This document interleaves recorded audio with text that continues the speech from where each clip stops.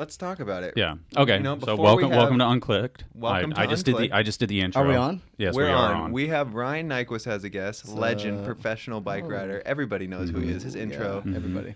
Nora Cup winner. Yeah, Wiener. And before we get into Ryan's podcast, we got our first official collab. Yeah. Kind of a sponsorship, kind of a collab with Traction Coffee. They hit us up. They sponsor Matt Cordova already. And after talking with him, we decided to do a little Unclicked Traction Coffee, flavor of the month type thing, where every bag you buy, $5, which is the proceeds, goes to a fund to fly somebody in to do the show. Oh, that's so right. yeah, no, And we're gonna let the people vote too. So once we get enough money for a plane ticket, we're gonna put it on ourbmx and some Instagrams. Dang, and that's pretty cool. Whoever the people want to see, we'll get them a plane ticket. Yeah. So Yeah.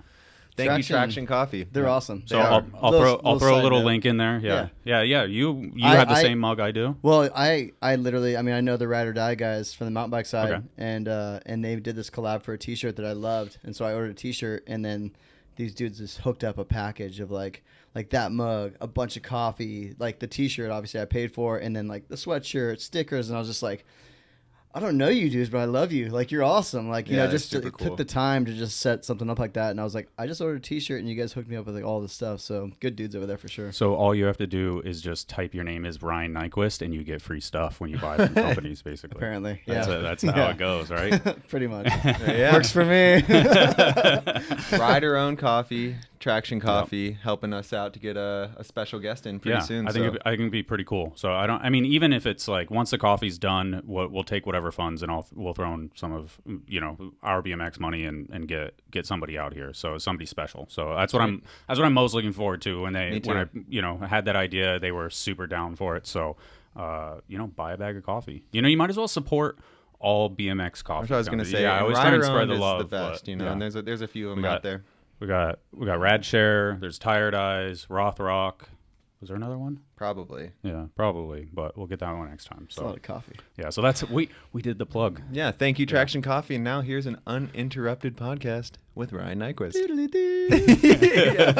Ryan, thank you. You actually have had a crazy schedule. You're here for like a few days, and you managed to squeeze in between sessions with the U.S. team to come hang out with me and Fudger and talk some shit on the air. Yeah, man. I know we talked about this for a while, so I was stoked to be able to make it happen. I kind of just sent you guys that like, hey, I want to be on your podcast. Can you make it work? And we made it work. So. We appreciate that. 16-year-old me just died a little bit when I got that text, so that's pretty cool. So Ryan Nyquist was hitting us up to hang out. Like, yeah, baby. I was pretty busy today, but I was like, I know in a box in this house somewhere there is a signed photo from Nyquist from when he was doing a dirt contest in Del Mar, San Diego, and I had a camera that I bought at like Circuit City and then returned afterwards because I had no money, but I ran a bunch of film through it and then had him sign them. And he was like hyped. He was so cool. When I was like, we're almost the same age. You're only a couple of years older than I am. But cool. I was like, I was like, like I was so psyched, and it was a cool, little moment for me. Right when I got on Haro. Was it? Yeah, like right on. Because I don't even know if it was a contest. Oh, look, there's a kitty cat. Yeah, that's she real. makes appearances. Yeah. It wasn't even really a contest. I don't think it might have been just a demo because I remember I was out there. I think Dave was out there. My one big takeaway from that. Because it was like under an overhang, correct? Maybe. I remember the roll-in being like death-defying, but that was also like the first giant roll-in I've ever seen like that. Yeah, I think, I don't know. I'm going to have to take this photo. It's very foggy, and I feel like there was some kind of ramp thing inside. My biggest takeaway was this is the first time I saw like a milk chugging competition. And a radio station there had people chugging gallons of milk, and I just remember seeing... It obviously scarred me, but I remember seeing a guy just kill it, right? And he was just like, yeah, and they're like, we got a winner, and he was just like... Yeah, and as he was saying yeah, his mouth filled with milk. Like involuntarily slow trickle vomit just filling his mouth. Milk. Filling his mouth with milk, and then he was just like spit it out like, yeah, just kept going like celebrate. I was like, bro, your stomach is just like revolting against what you just did to it, and you were just so pumped. And I just remember I was like, I've never seen anything like this in my life, but it was. Is it the fair? Wild. Yeah, it must have been the fair. Yeah. Yeah, that's the only. Yeah, so, but you are here as coach for the Olympic team. So you're the coach for the full. Yeah, that's typical. So yeah, let's just talk about that because we haven't talked too much about the Olympic thing at all, besides on Peraza's Unclicked. So, you're the coach, and let's fill us in on what's going on with the whole Olympics. I am the BMX. coach of Team USA BMX Freestyle for the men and women, which is pretty rad. I kind of started that whole journey. I really wanted to be an athlete on, like trying to make the Olympic, team and stuff like that. And so I kind of started training really heavy to just, make that. During that process, I'd be going to contests and knowing that I kind of had an interest in coaching as well, but, couldn't exactly coach the men, but I could coach the women because it wasn't a conflict. So I started just kind of like just on my own hopping in and like, helping Angie with her run, talking to Hannah and just kind of offering advice. And it went really well. Like, and they were they were well receiving the information, like criticism, all that stuff. And it was like, we were getting better results. Like you could see them from qualifying and then, like change the run up a little bit and they were bumping up spots. Like Angie was like on the podium and all this stuff. And I was like, wow, like I really like this process, like, and I was like, okay, this is something I could do. And so meanwhile, I was like riding really hard, trying to just like up my own ante and show up to these events. Long story short, I was already at a disadvantage because I was like half foot in the mountain bike world, half foot in BMX. And it was kind of the year after I did really well in the mountain bike world and then like kind of stuck around for another year. But at the same time, like BMX had been announced it was in the Olympics. So I was like, well, I kind of want to be over there. But I was like already kind of obligated to do this. So trying to juggle both, it put me at a huge disadvantage.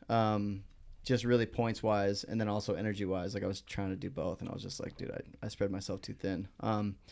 So fast forward, kind of did the points after a couple bad events. I was like, all right, I'm out of the race. So then started talking to USA Cycling and they're like, well, we'd love to have you on for the men as well. And I was like, okay. And then we just kind of talked it through and I was like, let's do it. So that's cool. Eventually got in that position as well. And then, it's been awesome ever since. It's a good group of riders that, the talent's obviously there. Like we have a huge talent pool in the U.S. So the riders are just awesome to deal with, super motivated, just killing it. And we have so many different styles too, like from the men to the women. It's really exciting to go in events and see just the growth. It's been really cool. So, go ahead. What have you been doing though since COVID and you haven't been able to get together too much? Like I know you can see some of the riders, some are on the West Coast, some are in Daniel Dere's facility. Like they're kind of all spread out right now. Like, yeah, it just seems like you guys are finally grouping together as of this weekend. And yeah, this is the first time in a long time we've actually gotten together as a group. And previously, basically I was just giving them feedback through Instagram, and if they did something good, I would just like it. No, not at all. What were you doing? That's not true. I was like, where are you going? Imagine that though. I'd be like, dude, I hope Ryan liked this pose. Be like, he didn't. I thought for real you were saying you're DMing them and then just liking their pose. All right. No, Did you just go Resi doesn't count? There's other people for that. Yeah, there's other people. No, I mean, a lot of our stuff was just like literally sending videos or like just, having phone calls. Just communicating. Yeah. And like, even with COVID, we were still able to kind of like get together individually, like the riders that are in North Carolina, like Paris, Hannah. I saw a little bit of Justin, but really it was like, I could go there or they could come to my backyard and ride. So we would get together periodically. But this is the first time this weekend where we got together like as a team, everybody, which is pretty cool because I mean, it's been so crazy. Like literally a year has gone by, no events, no team camps, no training sessions. So it's kind of like you got the job and then it went pause. Yeah. I mean, like I was in there for about a year, and then really it started getting like really serious because our Olympic points race was like we were in the dead middle of it, and then COVID hit, and then it was just like, oh, like we're on pause. So really, like we had this like amazing, just like momentum going into it, and we were in a good spot. Like points wise, we were in first, and with the men, anyways. Like we're killing it with the ladies. The women are just like way ahead, on right? fire. Yeah. So the women are way in first, and the yeah, men are, like we men have are in first place at this time. Yeah, at that time we were in first, and then the crazy thing was, COVID hit, and then if you remember, like all of a sudden there was like travel restrictions starting to like trickle in, and people couldn't go certain places and but stuff. some people still could. It was like in the and before so the full lockdown. With the UCI is our main governing body with anything cycling. So when anything Olympic goes through cycling, whether it's road, mountain bike, BMX, it goes through the UCI, and their main objective is to make everything fair, right? So Nick Bruce went to these two lower level events, which we call C1 events, and he went there and won. And it's really interesting because it's like, the people that were there were able to get there. Yeah. And there was very little countries that, were like oh, I want to go, but I couldn't. Actually, there was none. But the UCI, because there was like 1 or 2 travel restrictions to countries that couldn't leave their country at that time, they like kind of like moved the qualifying date past Nick's event. So they took those points away, which essentially put us into second place. Okay. Behind Australia. All right. Doesn't seem like a big deal, but when you get to that cutoff point, first place takes 2 riders. Mm-hmm. Second, third, fourth, fifth, maybe 6th takes 1 rider.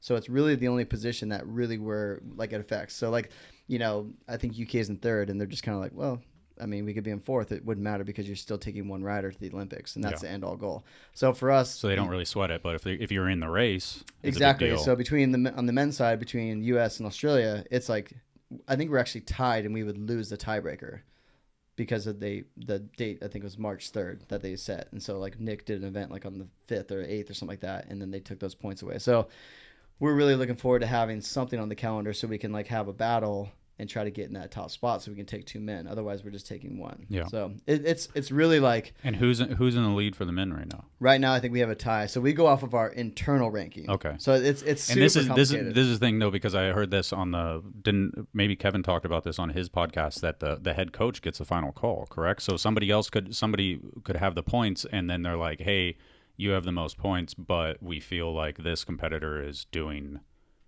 the best shot of winning. In some countries, yes. Oh, okay. So each country is responsible to set their own guidelines. Okay. In the U.S., we try to avoid that kind of situation. Yeah, it seems a little dicey. Well, I mean, when it comes to the Olympics, like there's lawsuits, like people freak out. So it's like it's a thing that's just like for us, we really want to make it to where it's like no questions asked. You won the points, you go.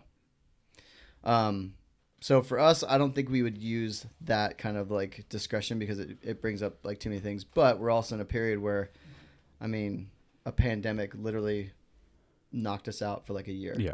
So it's like, okay, like we had no competitions. We don't know who's really riding good under pressure anymore. Yeah. You know, so we're basing all this stuff off of what happened last year, which gets tricky. And a lot can happen in a year, especially so when much. dudes, you know, like Nick has his compound, so he's riding all the time. Justin, I believe he's sometimes at Dur's house. Dur's house. Yeah, that's where Dur's lives. Yeah, the house of Dur's. Yeah. The house of Dur's. he's up there. Like he's living in Holly Springs. I think he's signing on a house like now. The cat is trying to get at your bag of almonds right here. Get out of my stuff.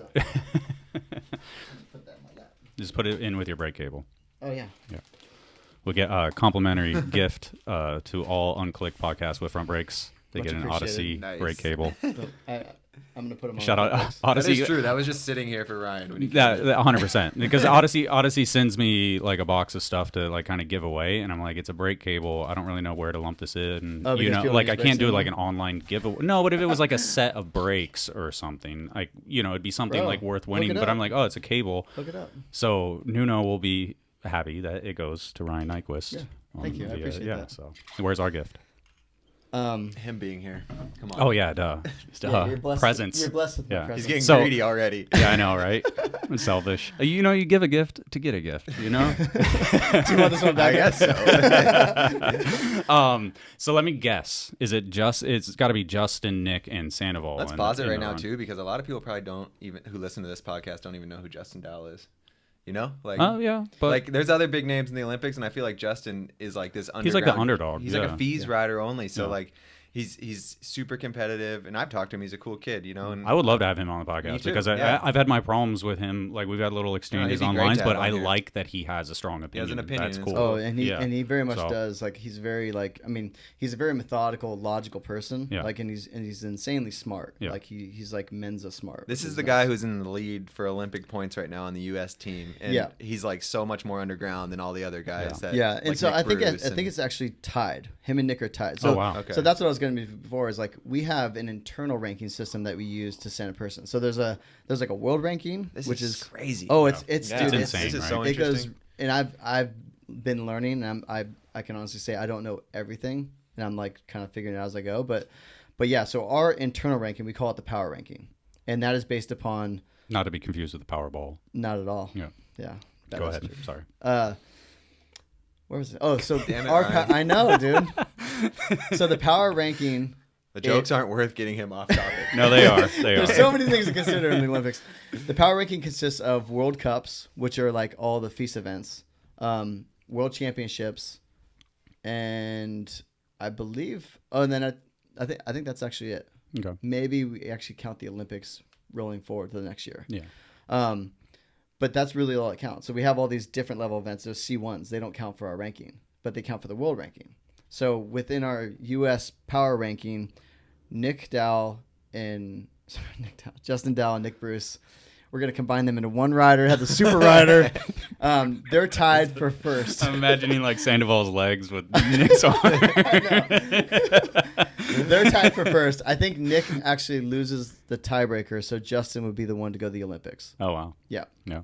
So that's as it stands right now. And the Olympics are happening. I guess that's a good question. The Olympics are happening. They are happening. No crowd? Right? No international spectators. Wow. So it'll be likely all Japanese in the crowd. Cool. Which is better than what I thought, because I thought it was going to be like And- empty stadium or whatever. Yeah, because it seems like if you didn't do Olympics for another summer, they would just cancel and wait for the next one. Yeah, because obviously we're on a 4-year cycle, Yeah. but with that year going by of COVID, we're now pushing into like essentially what would be the next qualifying year. So like we start our qualifying process for Olympic points just about 2 years out. Yeah. So we're going to have about a year off and then just start charging it again. So it really does like change everything. So it didn't change the whole cycle of it. This one's changed and it goes back to the every 4-year schedule. So the next one will be 3 years after this one. So there'll be, 2022 is the winter one. Wow. 2024, they're going to stick to that because I think they like the nice round numbers, Yeah. But yeah, so they basically rolled over 2020 into 21. Yeah. And then just say, okay, you have 3 years to do the next one. We already knew we were going to go to Paris for 2024. So they're probably already working on it. It's just, for us, it just means that, instead of having 2 years of just kind of rebuilding or, identifying talent or whatever, we have 1 year and then we go right into the qualifying process again. So is it weird to train the guys that you have been competing against and you still possibly will compete against? I'm going to keep this little tip, like. I think at first it was kind of weird because I jumped literally like, my last contest where I was actively trying to gain points to be like on the Olympic team was like Fils Montpellier. Mm-hmm. And I crapped the bed. It sucked. And I was like, okay. And then the next contest, I was their coach. Yeah. So kind of like an odd thing. And I had to kind of approach it delicately because I didn't want to be like, I'm your coach. Tell me what you want to do. Because it's like, like there is information and people like don't like sharing. So, I mean, and that was the other thing too, is like, trying to like figure out cats, dogs, all kinds of stuff going on. That's Unclicked tradition.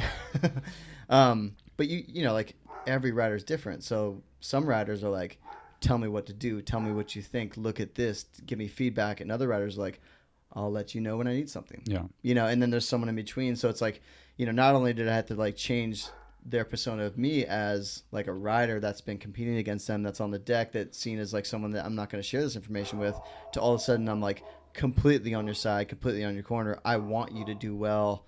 Like, let's go. So that was a bit of a process too. And some riders took to it like that, and that was awesome because it was just like, right on, let's get to work. And other ones, it was like, trying to figure out like, what can I do for you? Like, what do you need help with, or how can I be like a help to you? Like, and it's still a learning process. Like I'm still learning with all the athletes because some are like amazing. Like I said, it's just super easy. They're just like, boom. And other ones, it's just like, I can do this, but they don't want me to do that because if I do that, then they feel pressure and they might back down from that. It's like, it's really. Do you have an example of like a something where you saw a quantifiable like result right away? Like you said somebody like, on the women's side, Mm-hmm. They had an improvement from qualification to finals based off of your suggestions. Yeah. I mean, Angie was the one. I mean, it was early on. It might've been 2017 World Championships or 2018. I can't remember which year, but she did her qualifying run, and I think she was maybe like 4th or 5th. Mm-hmm. And then we tweaked the run a little bit, had her do some stuff during practice,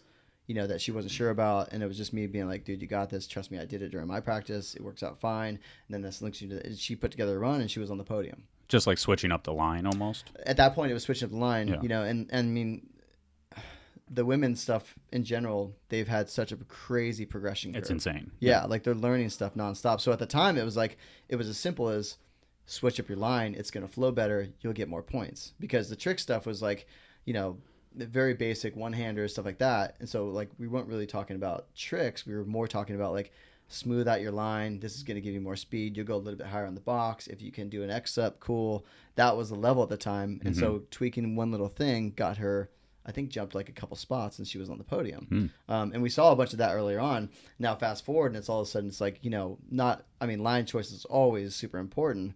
But now we're really talking about tricks and where to do them and how to do them. And so it's really come a long way in a very short period of time because they've been putting in like such hard work. And it's awesome to watch because, that's like one of the most fun part is watching progression, right? Well, they're in this crazy fast forward of progression to where it's like every week someone's doing something new, And a lot of it's coming from Hannah. Hannah's just crushing it. Like she's just super motivated, riding super hard, putting her head down, putting the work in, and just she's doing all these things that women have never done before, and it's amazing. Okay. Is for the trick side of it, like on the men's side, has there been an example like that as well, or is it like kind of? I feel like a lot of those dudes are just so set in their ways of like what they. Yeah, and when you work with that level of athlete, it's like you're not really trying to tell them what tricks to do, and you're dealing with BMXers who've never had a coach. Which again, like some people were like, cool, like I love it, and other ones were like, oh, okay, yeah, let's figure this out. But like a good example for me was I've been working with Daniel Sandoval, and it's been great because he's like straight up tell me, like he can take like a harsh criticism, he can give it back to me and tell me why I'm wrong. So we have a really good working relationship.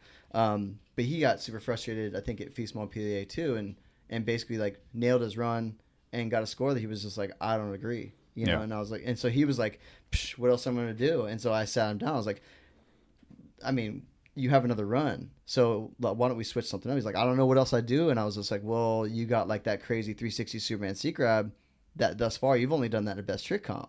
Like if you're already throwing this run away, go out there and try to do something totally different from everybody else. Because you guys watch the contest, like a lot of it looks very similar. Yeah.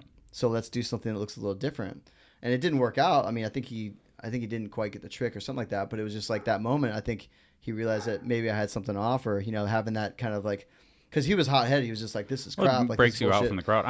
That's when we had Kevin on, that's what we talked on. Talked about is kind of the, I'll do the bar spin before the tail up, you do the tail up before the bar spin type homogenization of riding. And so it's like, I think stuff like that is so important to sprinkle in. For Olympic style contest that, everyone's way different, but everyone's doing a lot of similar tricks, like you said, bar spin, tail up, different variations for someone. Because Daniel could just be there by himself under the ramp, like, fuck this, like I'm not gonna get a better score. But having that idea of like, here, maybe you can with the stand out with this a little bit, and then do the rest of the stuff. It's like, my point is like, okay, if that was your best run that you thought you could do and you got the score, well then like let's see what else we can do. At the very least, we can use this as like an experimental process to be like, if you're going to throw it away, let's just throw some stuff at the wall and see what sticks. Yeah. And maybe you do get a bump in your score. That's and all of a sudden you're like, hey. In between runs, you have Ryan Nyquist's brain to bounce off. Well, and that's ideas. That's what I was kind of getting to. Is like with the men, it's like I kind of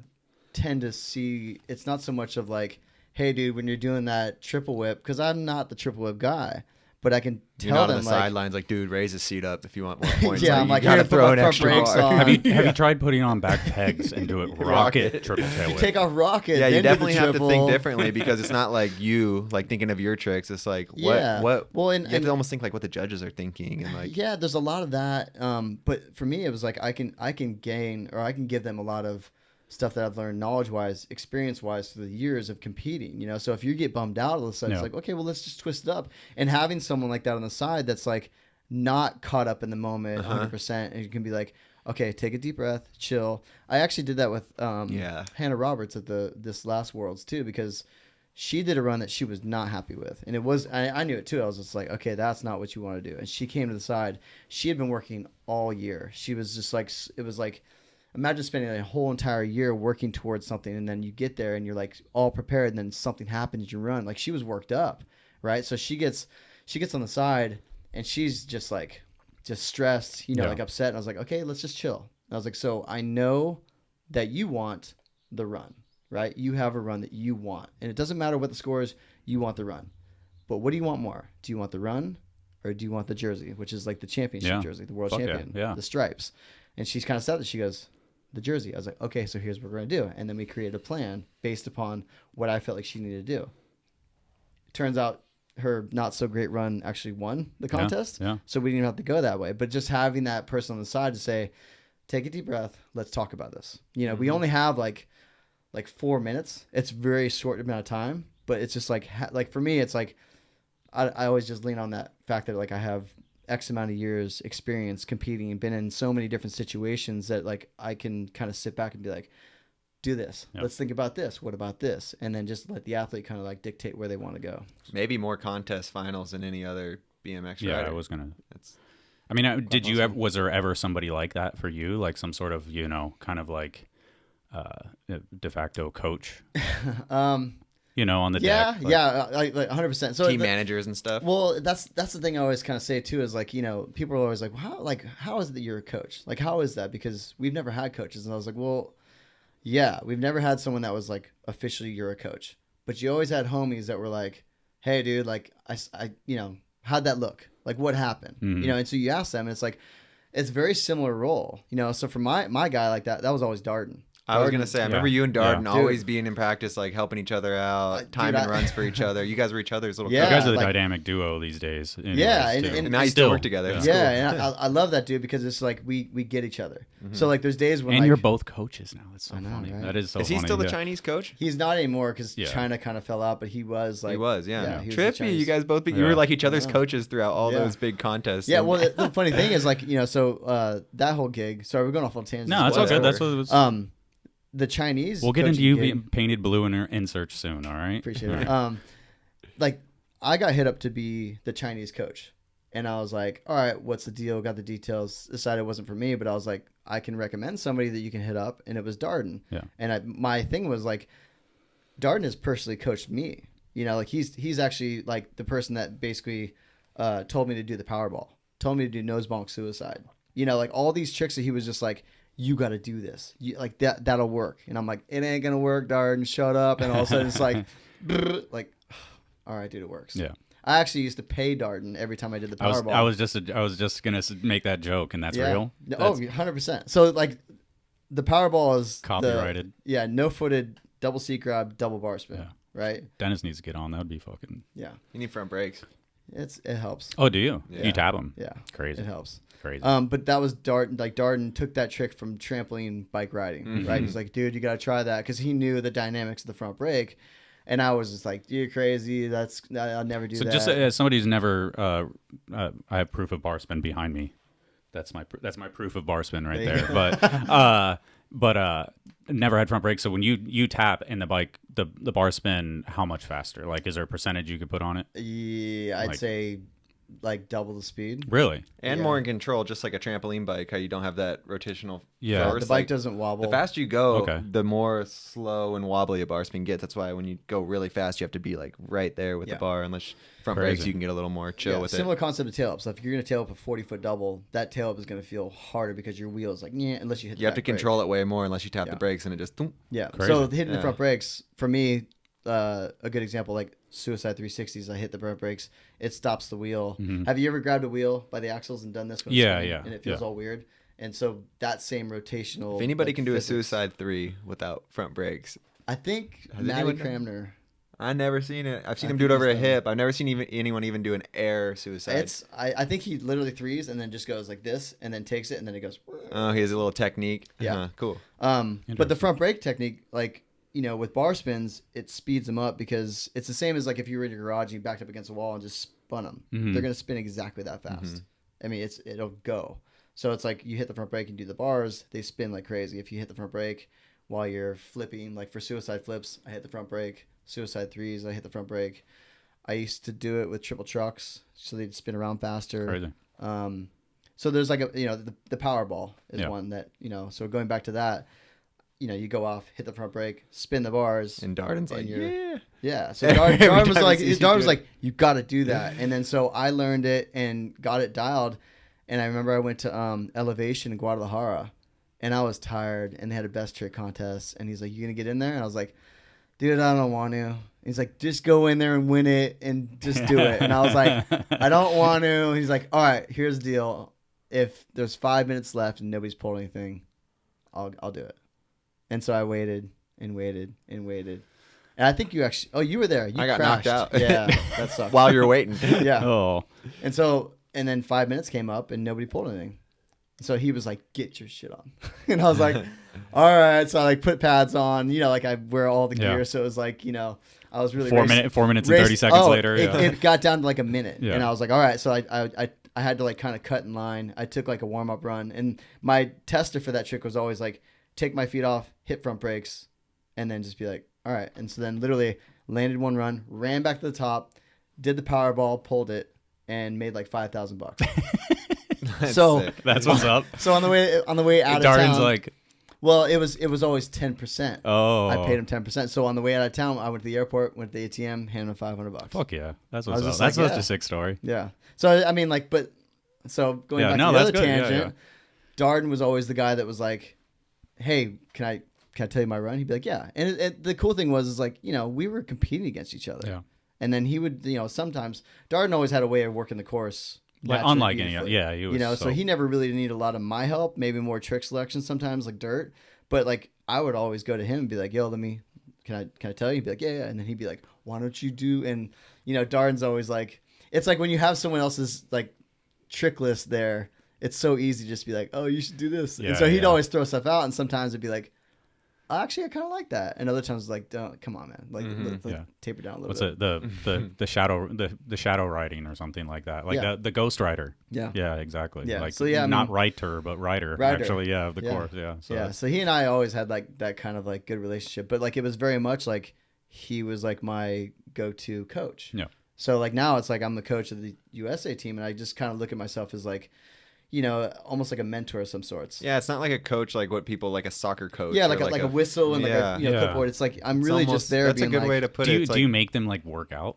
No, No. Okay. no. I mean, I like it, I mean, it's a it's ridiculous question, but also It's very kind of- loosely, and yeah. I can make recommendations. Like if people are like, hey, like I can be like, hey, listen. Someone's super skinny, but they got the skills. You might be like, hey, get a little meat on your like, legs, and it might be just, easier. and or you have to something. explain it to him in like such a way that makes sense too, because every rider's different. So it's like, you know, this rider's amazing at tricks, but like, you know, can't go very high. I'd be like, well, dude, if your legs are strong, you might have a better pump, and then you can hit this quarter pipe and blast, and then do that amazing trick. Yeah. And they might not have ever thought of that. They might be just like, I just don't go as high as everyone else. And It's the like, amount of eh. resources that we have now for the riders is like amazing. So if you're on the national team and you tell me that you're thinking about working out, I can get you access to like a full-on strength coach that's going to write you a program and hold you Wow. accountable. You know, if you feel like you're eating crap and you want to clean it up, I can get you access to a nutritionist. Wow. You know, if you feel like you're not mentally there and strong enough, I can get you access to a sports psych. and that's all perks of being on the actual team, Yep. correct? Yep. Don't you That's get so, that's you so get cool. 25 grand a year too, just from USA There's as being a there's- rider? Yeah, there's levels to it as well. So like there's gold, silver, bronze. So you get cash, you get all this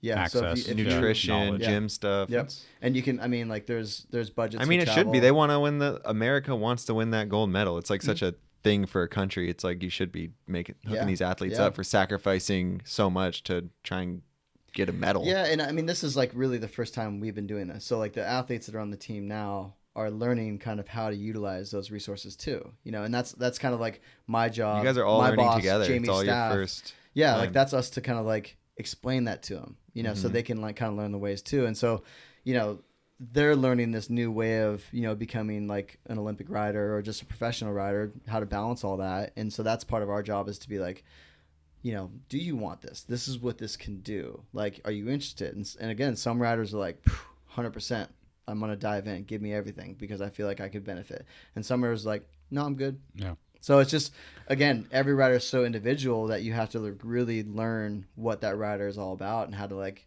you know, treat them as a rider so that you can best, you know, coach them through contests and run and just, you know, just every day too. Like, I mean, these guys are riding so hard on the daily that, you know, a lot of this stuff translates over into like everyday life. Yeah, the best coaches know their like each one of their riders or their athletes completely individually. Best teacher too. And then best Yeah. teachers out there know their students and they make it. You in got to ways know so they can everyone's relate. different. You can't Yeah. just teach everyone the same, or you're not Yeah. going to be one of the best coaches. And or that's teachers. been one of the biggest challenges, just like, you know, how do I be the best coach for these riders so they could have like the most success? kind of as a coach too. It seems like you'd have to drop You know, like you as a person, Ryan Nyquist, you know your friends and who you click with well, but like once you become a coach, it's like you got to stop worrying about how people are and just accept it 100%. Oh yeah. Like, because the second you try to change them, it's like you're hitting a brick wall. exactly. Like I'm not going to change someone. You know, like if I was to go up to Nick Bruce and be like, you should really be more like me. Mm-hmm. Like how like change your whole bike setup. Yeah, like that's not going to go over well. Like I can joke and be like, oh, you should raise your seat post up. That bar spin might be a little bit easier, you know. Yeah. And that's the fun banter. But like really, it's like I need to learn his style, and I need to change the way I approach him and how he rides the course, because we may ride something similar, but he's going to be thinking totally different because his trick will be like, you know, he's going to flip whip, and I'm going to be like, yo, well, I mean, what do you think about like a bar spin flip? Is that pretty cool too, you know? Yeah. But it's like I have to learn his tricks and what he likes to do on the course and what he could do, you know, and what's in the bag for him. Yeah, and his style is different from Justin's, you know. So it's like it's really just like you said, you have to kind of forget about what you would do and then be like, and kind of drop the ego too. Yeah.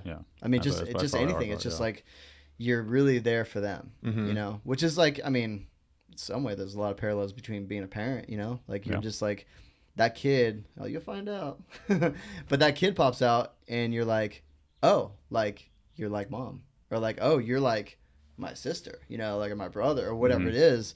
And you have to like kind of like figure out the best way to get through that kid too. So it's like in some ways, you know, these riders are my babies. They're your children. Yeah. Yeah. Cool. Pretty caught up with the Olympics. Well, thanks for coming. Yeah. That was great Olympic talk. Peace out. Now head back to the training center. Yeah. You got to come here and talk about burpees today. I mean, I feel like we could talk about the Olympics for a lot longer, but I don't want to. Okay. There's so much. There is so much, and I do think it's an interesting topic, and I think I'm glad that you are the head coach, not somebody like I think it's awesome that, you know, somebody of your, you can leave it open now. It's just that how bright it was. Just somebody of your stature, you know, like your, you know, legendary status of and you're representing BMX and helping the next generation, because if you can't be in there, like at least you're in there in a sense, you know. And I feel like I'm fortunate enough to have like that kind of like opportunity, you know, like to be able to like roll in from being like a rider to all of a sudden being a coach, you know. Yeah. But yeah, and honestly, like before it even got announced, like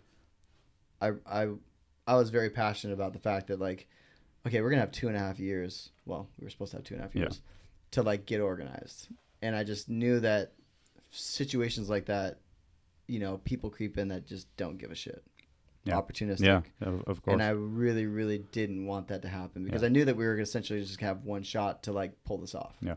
And realistically, it's like we could be kicked out of the Olympics next year. Yeah. You know, like it's that fragile. Yeah. So I was like, okay, we needed this to happen. And we needed to happen with the right people. So, like, I was recruiting people that I knew would take care of it. So, like, you know, in Brazil, I was like, Diogo, like, I think he'd be a good guy, you know? So it's like people were asking me because I was in touch with the UCI, like, oh, who should we contact, blah, blah, blah. And I was like, this guy has an amazing history. He knows events. He was a pro rider. Like, he knows the sport. He's passionate about it, and he'll lead your country in the right direction. Yeah. You know, so I was really trying to line it up so that way when we did get to that point where it was announced and all of a sudden we had to like hit the ground running and figure out how to do things and countries figuring out how to make it work, because every federation or NGB, national governing body, they needed to establish like their own program for BMX freestyle. Yeah. And all those programs were either run by racers or mountain bikers or road bikers. There was no freestyle people in there. So literally like plugging the right people in to guide them in the right way, so that way their country was structured correctly to like get a rider in there or to start supporting riders. I was like, this is crucial. People that know the right answers and also are in it for the right reasons. Yeah, and the great thing is like, you know, I think there's a lot of hesitation with the Olympics, like, oh, this is going to change things, but it gave so many people like an opportunity to do what they love and get compensated. So like, you know, someone like Teresa from Spain, she like got support from Spain. That's awesome. And she was able to not work and just do that. And I'm like, okay, like it made her a professional bike rider. Yeah, and I'm like, okay, that's like an amazing thing right there, you know, because she's an amazing rider with talent, but like without the Olympics, I mean, she'd have support from like Fly and like some other really great companies, but at the level that she got from their federation, who knows? Yeah. You know, so like a lot of really cool opportunities came from it, and we just had that very short period of time to make it solid. And so I don't know, I was very passionate about the fact of like, let's make it work. Let's have the best possible show. And it was like, you know, we only have 9 riders for the men and 9 riders for the women that will go to the Olympics. And it doesn't, this 9 rider thing is cool for countries to get in there, but it's not the top 9 riders. Well, I mean, at all. Dude, well, think it's about the like, top 9 country ranks, and then they throw riders in there that are the best of their countries. It's like a think trip. of it like this. If the top 3 riders were from Egypt, right? Egypt, in the best case scenario, would get 1 rider. Or no, 2, because the first place gets 2. That means the 3rd best rider in the world is not going to go to the Olympics. And then the 2nd best, you know, could be that's the nature of the Olympics. We just didn't know that for our entire lives. But we see the shot putter guy, Yeah. and we're like, oh, is he actually one of the best in the world, or is he? And honestly, he is one of the best. It's just like chances it could happen that say but he's not. He could be, because the 3 or 4 other guys that should be are from different countries, and they didn't get in, and so this guy from Uzbekistan is in there shot putting, and he is not one of the top 10, 20 shot putters in the world. And realistically, that's where it gets down to that Yeah. country. Like there's been situations where, like, not in BMX freestyle, but like they'll get a spot in the Olympics. Yeah. And well, my cousin is pretty awesome. Yeah, exactly. I want to put him in. Yeah. And it has nothing to do with someone that rides or whatever. It's Is Russia still banned? Ooh, good question. Yes, I don't think they were ever banned. They just they can't get a medal for their country. It just says like they wouldn't be they're in there representing Russia. They would be representing like a kind of a neutral. They might be running the Olympic flag. Mars. Yeah. It says something weird next to their name in the last Olympic. I was like, what is that? And it wasn't formally representing Russia or something. Yeah. But they're like a neutral. Russia. But they'll go and they are Russian, but it won't be like Russia gets a medal. It'll be like, you know, Oh, okay. Eric gets a medal. From the Olympic. Yeah, okay, That's crazy. You're almost like a heartbeat to the whole Olympic thing, because people came to you. You know, you're not just the coach. You're not just someone who was trying to be in the Olympics, but you had to point them in the right directions because they had no clue. They're like, BMX is in the Olympics. Yeah. Oh shit, we don't even know what the hell's up with BMX. We can go so deep in this, but there's like I kind of inserted myself in a situation because I was very passionate about the fact of like I want this to go over well. And you happen to know these people. But that's just years of being involved in BMX. Mm-hmm. I mean, that's kind of just the original social networking, you know, like kind of doing things, going places and stuff. But like, you know, Bart de Jong was like, you know, he's the guy at the UCI that is basically steering BMX freestyle. And, you know, he's got a huge history in BMX, an amazing passion for it too. So I feel like we're in good hands with him. Yeah. But, you know, like I was in France for like a mountain bike contest, and I was like, hey, like I'm within a couple hours from you. Like I would love to just come over and say hi. And then I sat down and met with them, and they were just asking me questions and, you know, about this and that. And it's just, you know. And you're a likable guy. Well, a knowledgeable, likable guy. Thank you. But yeah, I mean, I just like, again, like Sometimes. one of the situations where I was, be careful with it. It does happen. But you know, I just was like, again, like I have good amount of experience in the sport, not as much as other people, but I really wanted this opportunity that we had to go over well. And I kind of like thought of it as like, this is like the new age X Games. Yeah. You know, like X Games did such crazy, amazing things for our sports, or our sport, that it was just like, oh, if this could be that like kind of like second coming of like, you know, some life breathed back in BMX. And at the time it was like BMX, you know, sales were down, all stuff. Pandemic, you know, kind of flipped the switch. Who would have known? Who would have guessed? The biggest boom BMX has ever had, you know, like from, you know, a crazy illness. But at the time I was like, so you're telling me if we get this crazy opportunity to get BMX freestyle on a stage that's the biggest platform we've ever had in front of eyes, that we could potentially get more people on bikes and rejuvenate our sport that we all love so much from just making sure this is done right, that we could help an entire community throughout the world. I was like, yeah, sign me up, you know, exactly. Like, and there was crazy, sorry, I know we're talking more about Olympics. No, it's all good. It was things happen for a reason. I'm a firm believer. It was at Fils Montpellier a previous year, and it was that year where I was kind of in limbo. I was doing mountain bike and riding park at that event. So I was like running back and forth. Oh, and when they switching had like bikes. the mountain bike dirt course. Yeah. Yeah. Okay. So I went over there, did my run, and then like ran over, like used my 5 minutes of practice to get used to my bike again and see if I could 720 a box jump and Crazy. then, you know, try to compete. So I ended up like spraining my ankle real bad on the mountain bike course. Yeah. Couldn't really ride the way I wanted to, didn't qualify. Was like, all right, whatever. Bart asked me if I wanted to go and sit up in VIP with some of the representatives from the IOC, which is the International Olympic Committee. And I was like, cool. He's like, yeah, I think it would just be beneficial to have someone up there that could kind of talk them through the contest, explain it. So I went up there and I sat down. It was like one lady that, you know, neither one of them had, you know, like really freestyle background, as you can imagine. But she was from, I think, curling. And I can't remember her name. I think this guy's name is Pierre. Is curling the thing on ice? Yeah. Crazy. Yeah. Okay. So, I mean, obviously I had a ton of questions for her too. Yeah, I was yeah. like, what do you do? Yeah. Like, Why the fuck is it named curling? yeah, good question. But I sat up there and I just kind of hung out and like, you know, it was like, oh, okay, this is Nick Bruce. Like, so he's known for going massive transfers. Like he does this wild trick, like it's called a flare down whip, which is like you backflip 180 while the bike's, you know, and I just basically sat up there and like, you know, like just had fun. Like literally I was just like, oh, sweet, I'm up in VIP. This is cool. And we had some wine and it was just a good time. And so they left going like, wow, that was really awesome. And that was apparently their, I guess like their time to decide if BMX was going to be in the Olympics. Really? They were coming to this event to watch it in person and they were going to report back. Wow. So we were obviously being considered. We knew that, but they were coming to check out this you know, event, right? Which Feast Montpellier is like a party. It's insane. Like the crowd and the energy, it's just like next level. So good one for them to go to, but they wanted me to go up there and talk with them. So we did. We parted ways. It was like, oh, it was so enjoyable. Thank you so much. I was like, the pleasure was all mine. Like I had a great time. And I truly did. It was like really, it was fun. Like I never really watched a contest from VIP drinking pink wine, you know? But, so we all go home. It's whatever. And then I get an email from the president of the UCI saying, thank you so much. I heard that you were a very instrumental part in the decision-making process for them to accept BMX freestyle into the Olympics. What? And I'm like, whoa. Dude, and I had that's the letter. crazy. Oh yeah, it was like I saved the email. Yeah. I was just like, dude, this is nuts. But like, you know, had I been healthy, had I crushed, you know, my park run and qualified, like, I mean, I'm not saying it wouldn't have been in there because I think we were already in the right path, but I get that opportunity to like. But so when somebody leaves something. somebody leaves with some context and a positive experience about what they left, and you're a part of that. And I was just like, this is really cool. Like, you could have, like you said, you just stay positive about what happened. You could have been an asshole, or you could have just got pissed because you're like, fuck.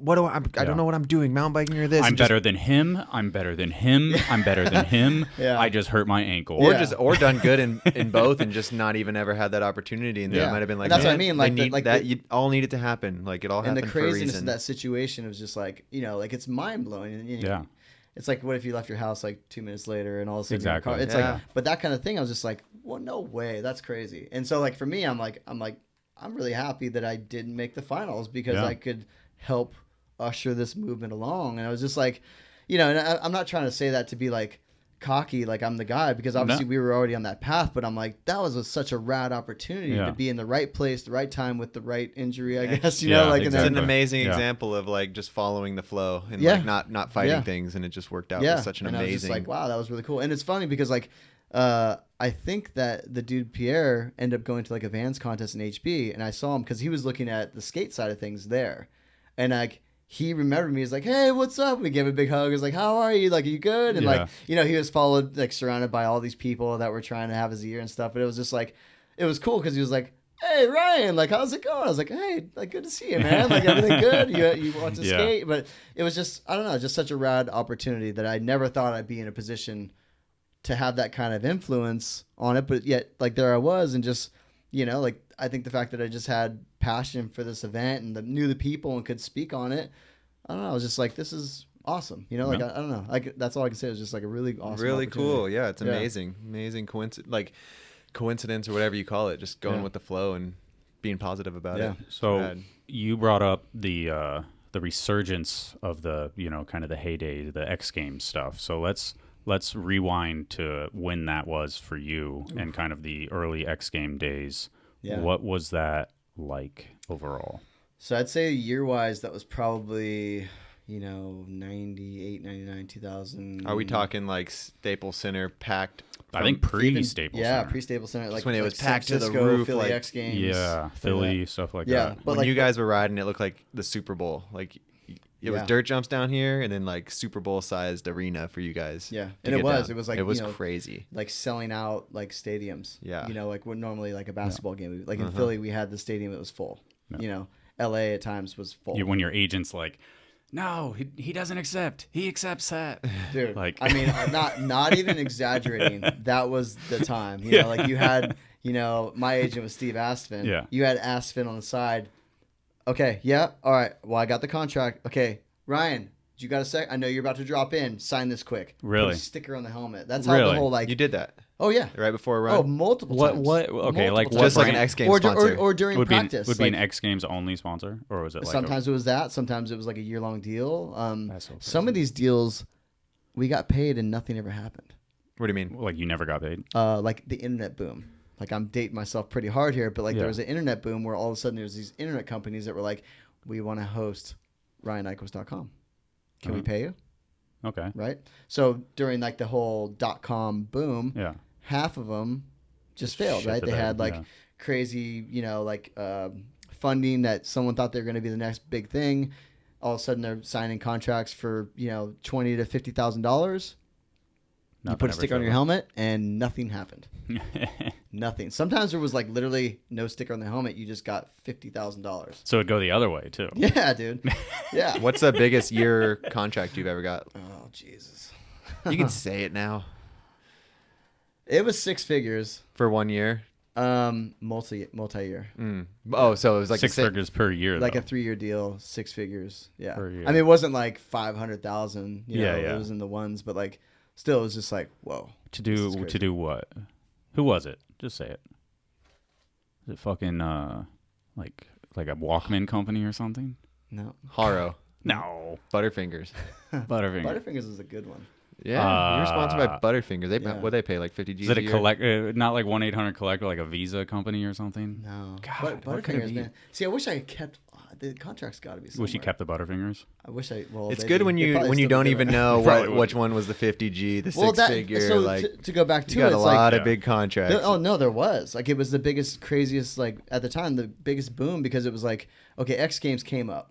They made stars out of people. Yeah. And then all of a sudden it was like you were a billboard. You So- guys were action figure like Exactly. celebrities. Yeah, I literally mean the action action figure. figure one was massive. You guys had action figures, like Yeah. for real. Yeah, I mean, like that deal was crazy just in royalties in itself. Like it was just like, what is going on here?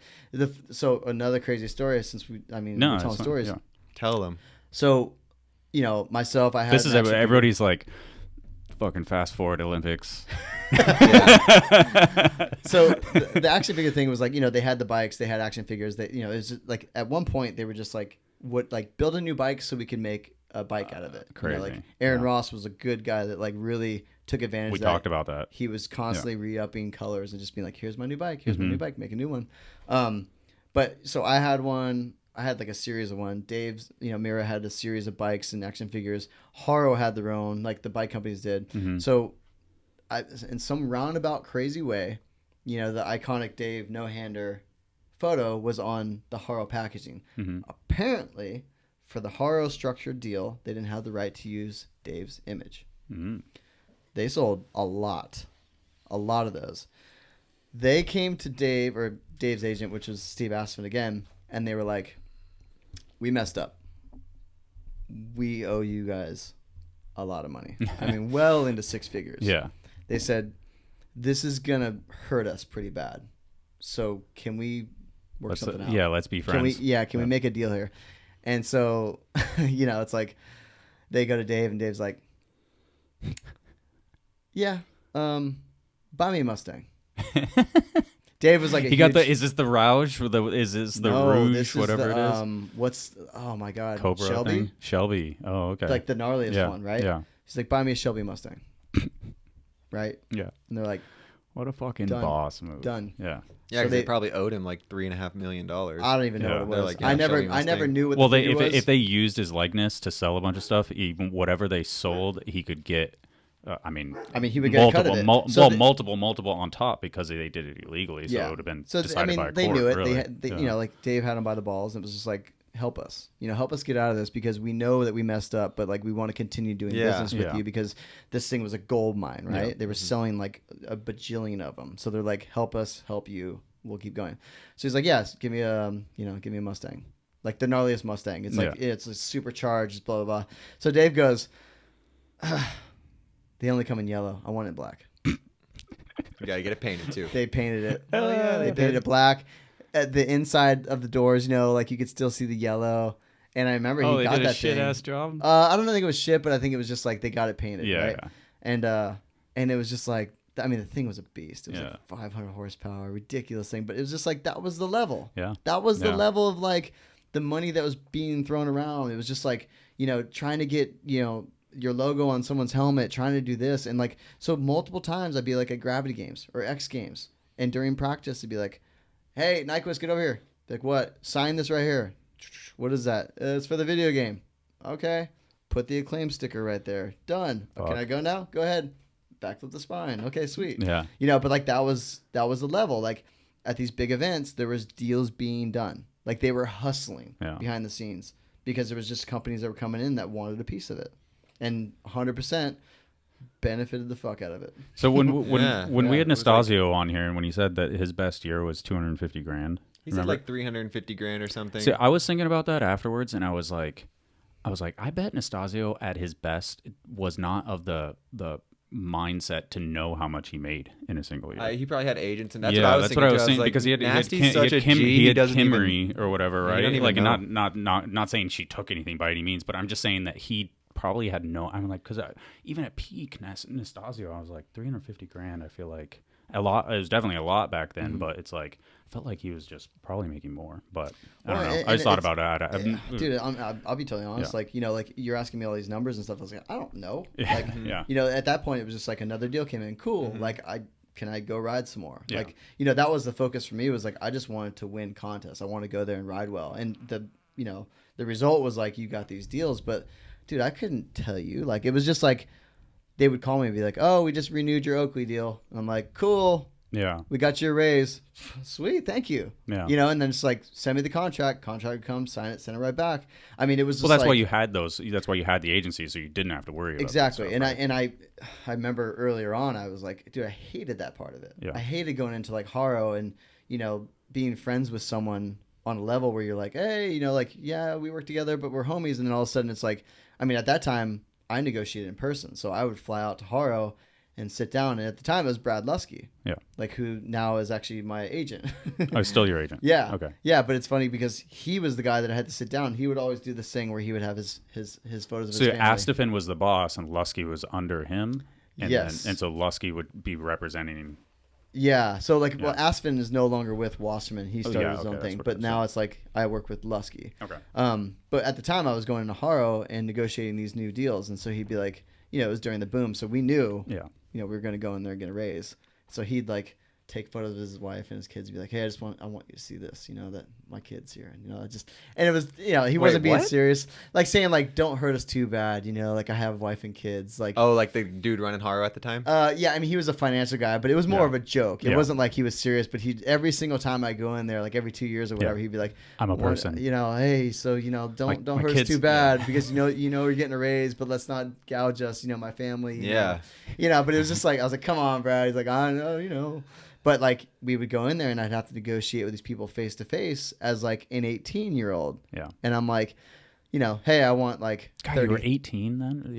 Yeah. Like I signed with Haro my senior year of high school. Crazy. And then would have to go in there and like, talk for myself. And I was like, I hate this, dude, because I was never the guy that was like, yo, dude, I'm pretty sick. Yeah. You need to pay me. You see this fucking goatee? Because I'm sick. Yeah. Like this dye ain't cheap. Okay. but like, but I hated that. So like, as soon as like, I remember I met Aspen and I was just like the first BMXer he signed. And I was like, 100% I'm down.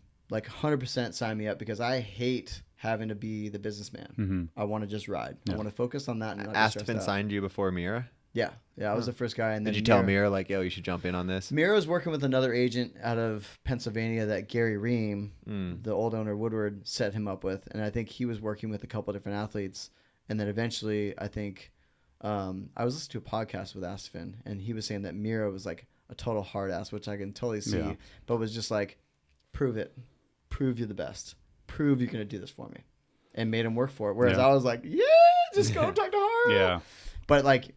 Yeah, like having someone to go in there and talk for me and tell someone how much of a badass I was way better than me. And then you just could sign the checks and backflip the spine. Done. Like, boom. Focus on riding. Yeah. He gets to You make got a his deal. cut. Yeah, you got a boom. deal for me. Cool. Okay, you know, like, and it was just crazy time where like, literally, it was just like new deals happening like multiple times a year. So I think we talked recently, and I was like, how many sunglass sponsors have you had? You know, it's like there's always you've been such a good representative for brands, but it's got to be also a little bit like, all right, I'm signing this and I enjoy this, but I know it's going to end. You know, like for every sponsor you've gotten, you've lost all of them except for the ones you have right now. You know, yeah, and I mean some of those deals, you know, it's just like. This is going to last 2 years. Yeah. And then we're out, Yeah. you know, because it's just like, not by any fault of mine, but just like they came in thinking it was just like, we'll put a logo on and it's going to blow us up. Yeah. You know, and at that time it was like, you know, no Instagram, like Facebook might've been a thing, Yeah. but it was just like, you know, how else were you going to do that except for like, hopefully your logo showed up on TV, like, or in a magazine, you know, and then people were curious enough to be like, what is that? I mean, it seems like such archaic marketing compared to nowadays where it is. It's just marketing got so much better. They understand like the sticker on the helmet isn't as much as like we need to understand this guy's personality, and it needs like that's why there's longer deals I think with people now than just like slap a sticker on his helmet in 1 year. Like, and some of the best deals that I had were where they actually engaged. And they, like Haro, you've been with them since you were a kid, Yeah. and you're still with them because it's you were going into the office. They know who you are. You know everyone there. It's like seems like that's a real relationship. And that deal's morphed into so many different things too. Because back in the day, it was just like get the results. Get the magazine coverage done. You know, now you're almost like a personality for them. And now it's like, you know, multiple times I had to basically like, what do you guys want me to do? You know, like I mean, like I used to just go to contests and do really well, and that was enough. But like, do you guys even want me to do contests anymore? Like, I mean, are contests important? And I've had that conversation recently with them where they're like, well. Yeah, I mean, it's cool you're going out to contests, but it doesn't really do much for us. We're really more into like branded content. So like, you know, for me, asking those questions is like, what do you want me to do? Like, I know that you want me to represent the brand, but like how?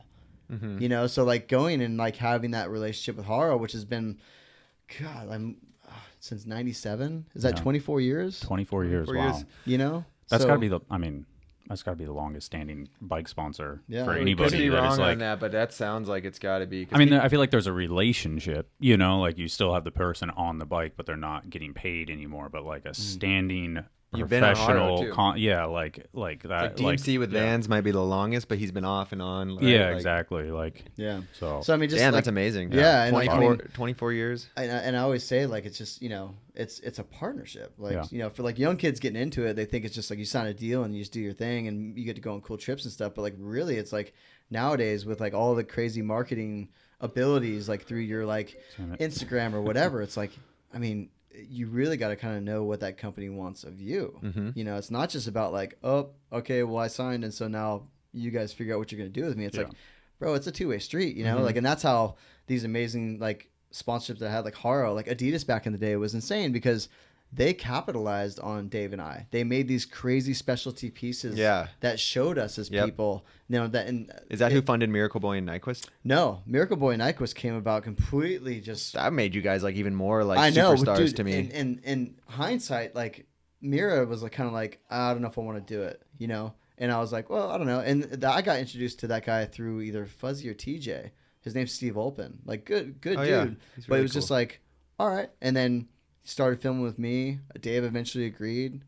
We had so many different names. I had this weird. It was nickname. so cool. It was a documentary on YouTube that got put out on VHS, basically. Yeah. I got to, as a little kid, I was like, this is the coolest thing ever to see the behind the scenes of these icons. And that's another situation where like I'm in the middle of it. I don't know what's going on. I'm just like, oh, this guy's gonna film me for a year. You know, at a time when I was moving from California to North Carolina, so cool. like a huge. And you moved into Dave Mirra's house. Yeah, like a huge turning point for me, like within BMX of like all of a sudden I'm like going from this Northern California kid to like I'm going to go live with Dave Mirra because he wants me to come live with him. That's crazy, That's cool, man. you know? And I'm like, It's but he crazy. documented all that and then, you know, put it out. And, you know, I remember like when the film got finished, it was like, all right, cool. And then we went to Sundance, and I was like, I don't know what Sundance is, but you know, oh, you got the party sponsored by Skittles. This is sweet. Like, like literally, that's the level I'm like working at. Is just like, oh, this is cool. Like, you know, just Yeah, kind of just like obliviously getting just like paid a through bobblehead, life. be like, Yeah, yeah. okay, and just. Wait, but and was Dave like purposeful, like in compared to you? I think by Dave contrast? Dave was always kind of like skeptical.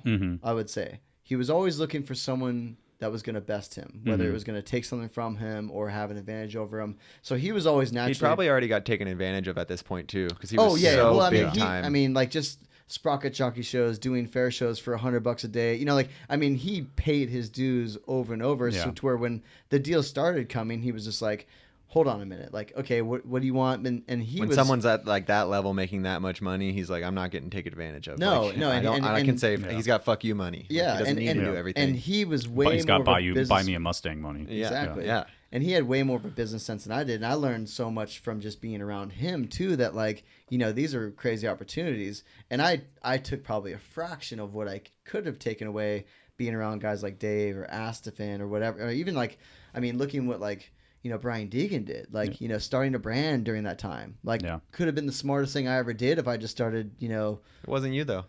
No, it wasn't, because I just wanted to ride. But Yeah. like, you know, just, you know, it's like hindsight 2020, but like, you know, Well, sometimes the you- business yeah, side of things like could have been insane, but like it was just at that moment I was just so like, oh my god. But I think that's like that's the way you've always been, and that's what's kept you in it, because you don't have this like the only time you have a game face on is like the finals, you know, like that House style. band comes on, Yeah, jump exactly. around, So yes. it's like you've always been so jovial and lighthearted and funny and like and human to an entire generation of BMXers, that I think that's what made you like so fucking likable over the years, you know. Like I think it's cool.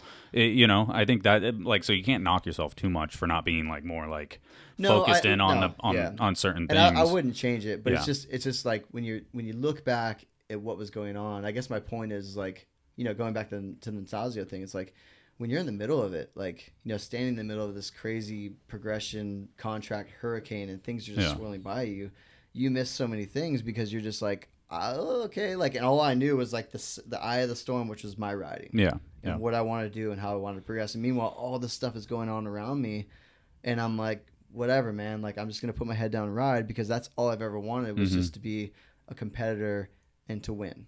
Like, that was always what I wanted. So it's like, okay, well, I'm gonna do that, and I'm gonna let this other guy over here handle stuff. And cool, like, oh, I can do this now for a living. I don't have to have a job. Yeah. Awesome, that's even better, you know. So it's just.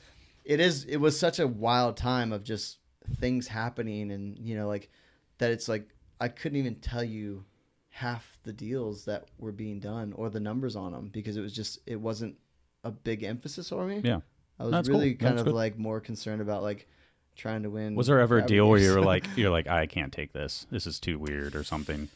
You know, like No, and honestly, I kind of chalked that up to Astafan, my agent, because he would field through those things. Okay. You know, and he had like kind of a level of like what was acceptable and what we'd do. Yeah, Like- Nyquist signature chewing tobacco. Yeah, right. Like, sign it. You're like, what's that? Oh, it's chewing tobacco. Yeah. You're like, oh, Yeah. oh, sick. Like a good example is like we went to X Games, and it was like during one of the media days, and you know, you're up on stage with all these heavy hitters and stuff, and then like you answer a question, you get down, and there's people waiting to interview, and one of them was just like, oh, I'm from Playboy, and I was like, oh, okay, let's do this. Like, cool. So she started asking all these gnarly like sexual questions, like, what's your favorite position, what's this and that, and I was just like, oh, okay, that's cool. That's and in my mind, I'm like, oh, this totally got okay. That took like, my next question. yeah, okay. Yeah. So, but I started answering, and then my manager, this girl Chris, she caught ear, and she was like, "Whoa, what is this?" So you put it inside. Yeah, and she like literally was like, "Give me that consent paper."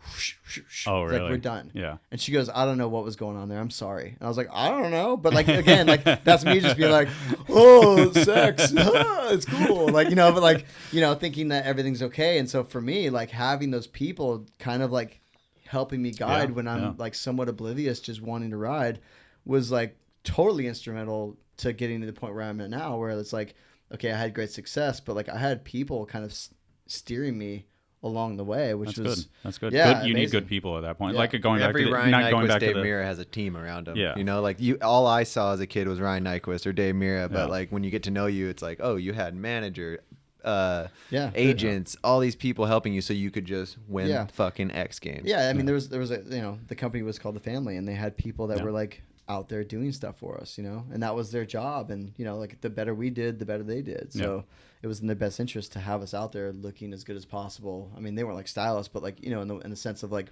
partnerships, Clearly. relationships, stuff like that. So yeah, clearly. Let's Let's talk about the blue The goatee. sunglasses inside of arenas, blue Yeah. goatees. Like, I thought he was looking good. I know. I was like, that guy's sick.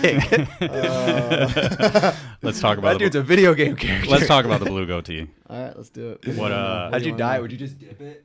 Yeah. Or did you just get a bowl of Dude, blue and dip it? Dyeing the goatee was a process, dude. Should have just dipped it in a Process. bowl of blue. No, dude, you had to bleach it. So I am ginger, right? Like it's Yeah. orange. So I would grow these goatees out to where they were decent size. Yeah, because orange and blue would make green. Yeah. It wouldn't even show up. It wouldn't even show up. So so I would have to bleach it multiple times. See, looking like fucking Hulk Hogan for a little while. Oh, I was looking like Hulk Hogan with like weird blisters because it would just burn my skin. And I wasn't going to like a salon and getting it done. Yeah. I was like in my bathroom mixing chemicals and like brushing it in and just burning my skin, like burning it. And then being like, all right, wash it out. And then, like if you bleach something, it turns like really orange before it gets to white. Mm-hmm. So I'd be like, oh, it hurt, but I got to do it again. And then put it in there again and then again until it was white. And then I would dye it because then it would like pop. Yeah. Like you want it as blue as possible. So So Were you what? just hyped on it? Why? Like, no one was like, why were you like blue? I want because I mean that's did- that's not an impulse decision. I did Basically, blue, you said I it did was like a green, I left it white sometimes. okay. I don't remember any of those. Only blue. Those are my favorite colors. it was awesome. It blue, was like green. hilarious. You know, I literally did it because I was like, so original. so I went to college for 1 year. I went Mm-hmm. to Cal Poly San Luis Obispo for mechanical engineering. Damn. And I was like, hell yeah, sweet. I left there with a 0.8 grade point average. 0.8. So not even a 1.0. I don't think you were ever there. You I don't just think you flunked left. that shit. There's some record of me being there. I don't know where it is. But I left there like just, it was right at the time, like I had just signed with Haro, Yeah. all this stuff. But, I was at college. Like when you're in college, you're like, oh, I finally have freedom. I want to do this. I had dyed my hair once in high school, and my mom was not psyched, and I had to like wash my hair with like dishwashing detergent to get it out. It was just bad, and Yeah. I had long hair at the time too, which is a whole other thing. She made you take it out? Yeah, she was like no, and I did it kind of renegade. Like I went to like this chick's house, and like she dyed it for me, and I didn't ask permission Yeah. like that. And my family wasn't strict, but it was just like that wasn't okay. So I had to take it out. So when I got to college, I was like, oh, I'm going to dye it. But I had already shaved my head. So I was like, oh, okay. But I had a goatee. And I was like, never seen this before. Let's try this. Huh? So I dyed my goatee because I was like, nobody's doing this shit. Mom won't let me dye my hair. I'm dyeing my But beard. I'm out here now. Yeah. Did it ever make it to an action figure like the blue goatee, or was that after? Oh, no. Oh, you know what? That's a good question. I have one that has a goatee, but it's just normal. It's just red. normal. Yeah. But no, it was funny because like I didn't see many people, but then every once in a while I would see someone with like a blue goatee, and I was like, I wonder Yeah, are you a if I had Nyquist fan? influence. Yeah. I don't know. I love the Halloween was it Quinn that Oh dressed my up as you God, the one yeah. year? Dude, it was so He looked fucking dead on. hilarious. Yeah. Because he was So- like, let me borrow a jersey. I was like, all right. And then he showed up with like blue goatee and sunglasses and all this stuff. I was like, that's pretty good.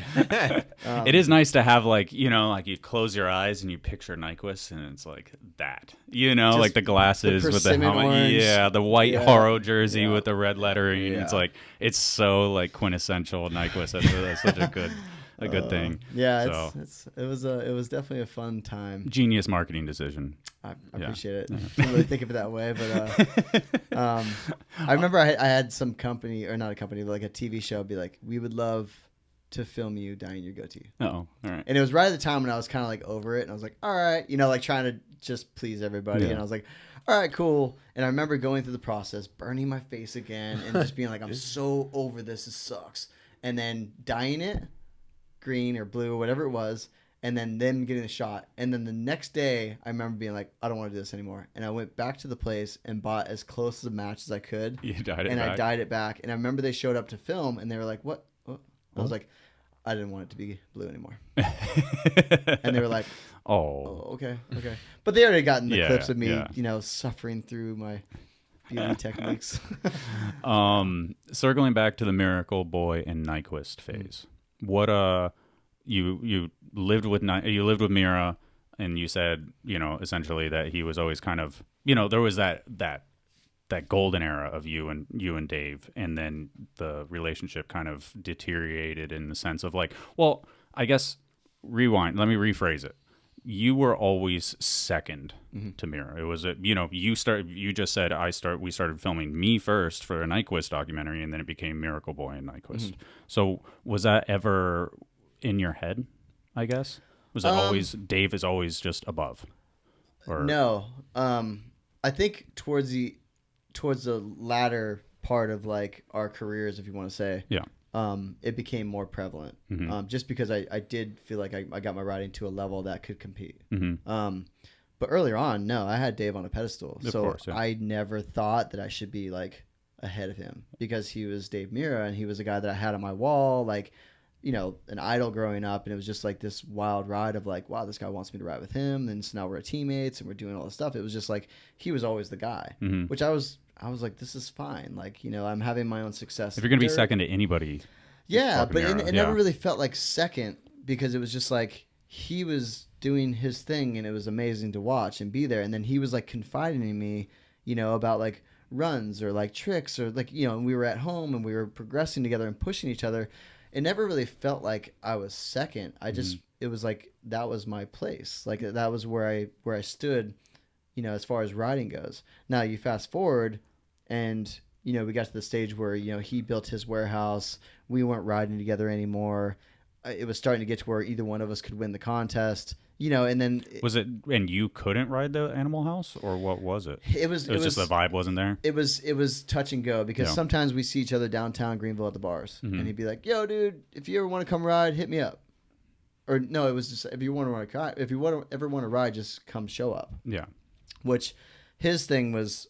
at the Animal House, which is what it was called, it was like you had to get the phone call, right? So if you got the phone call, you were invited, which was tough because, you know, like Josh Harrington would get the phone call to come ride. Well, he's hanging out with Darden, myself, you know, a handful of locals. And so he'd have to make the choice of like... Do I peace out? Yeah, like do I take off and take advantage of the fact that I can ride this amazing indoor park, or do I ask if my homies can come, which then it might be like the response is like, we're going to kind of keep it quiet. You know, which Dave kind of like blazed his own path into that aspect too, because Greenville was such a wild scene at the time with so much crazy talent that if you were riding, which you were always riding with people, and you learned a trick, it was kind of like, how is that? Yeah. So it's like, you know, he learned like the downside fast point on the wall. Dude, the same day, like 4 or 5 people learned it. So you can never really capitalize on that trick unless you were going to do it on something gnarlier and you literally just had bigger balls than the other guy, which Dave did. But it was just like, he kind of was like over that. He was like... Well, you get it from an aspect that you spent, you know, whatever hundreds of thousands of dollars to build a place to have the people, your competitors come and, you know... Which at the time, it was like, I didn't really fully grasp that. I just thought like, that's fucked up. You're like excluding people. Because at the time, it was like, you built a backyard ramp, like kind of everybody's welcome, you know? And so it was just, that's the way it worked.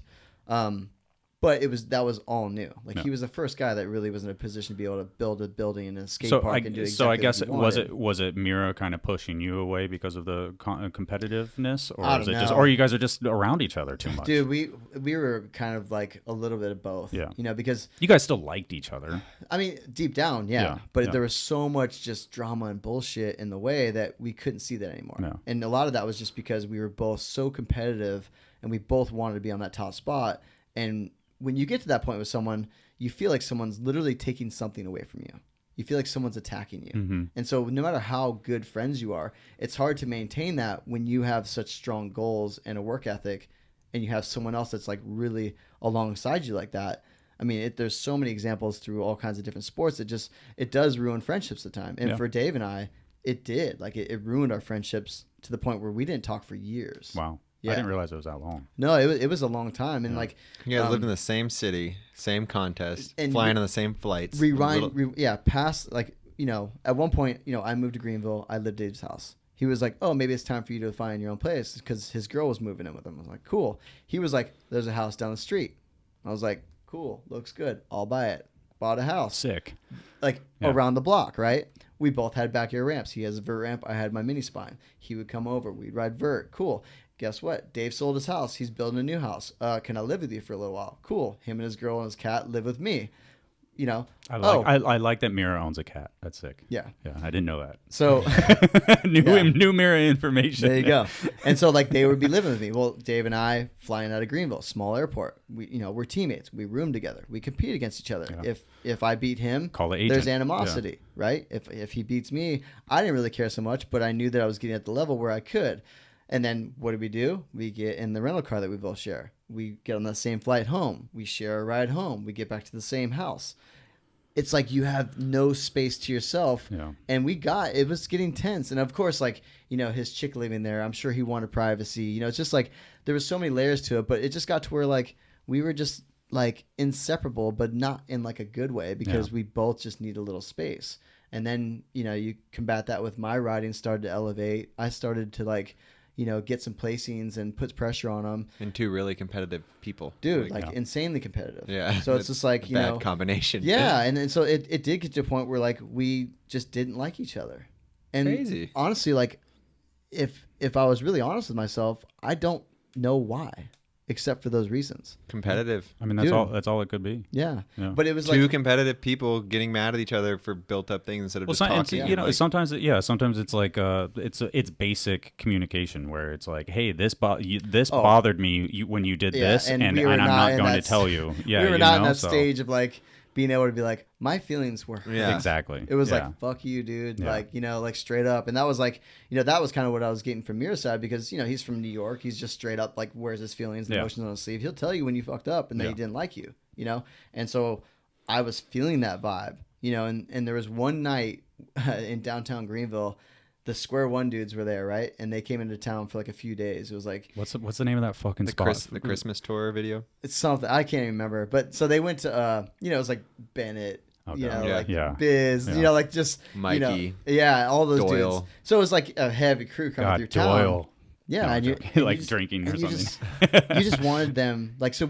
I had the unit. Dave had Animal House, and I was like, please come to my place. I want to see people just shred it. Yeah. Like, and at that time it was new, so I was just like, oh, they're gonna unlock some lines. Like I want to show them what's up. Like you know, it was like very exciting.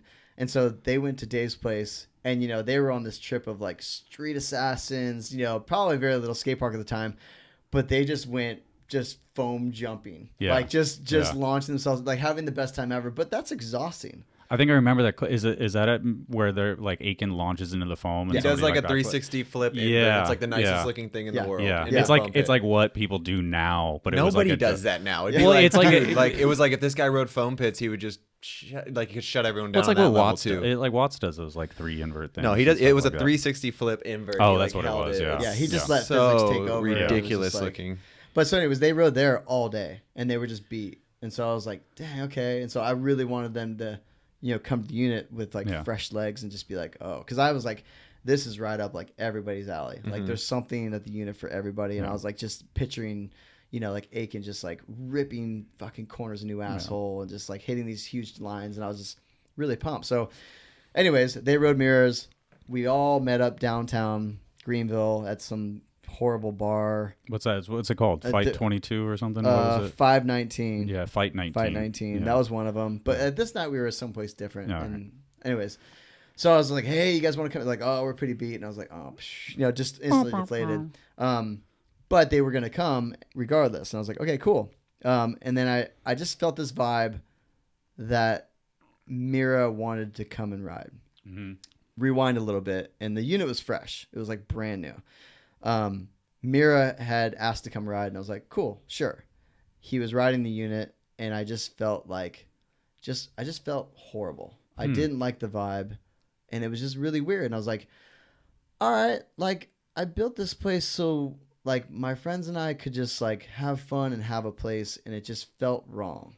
And it was just, and it was just part of that was just like he and I being competitive, you know.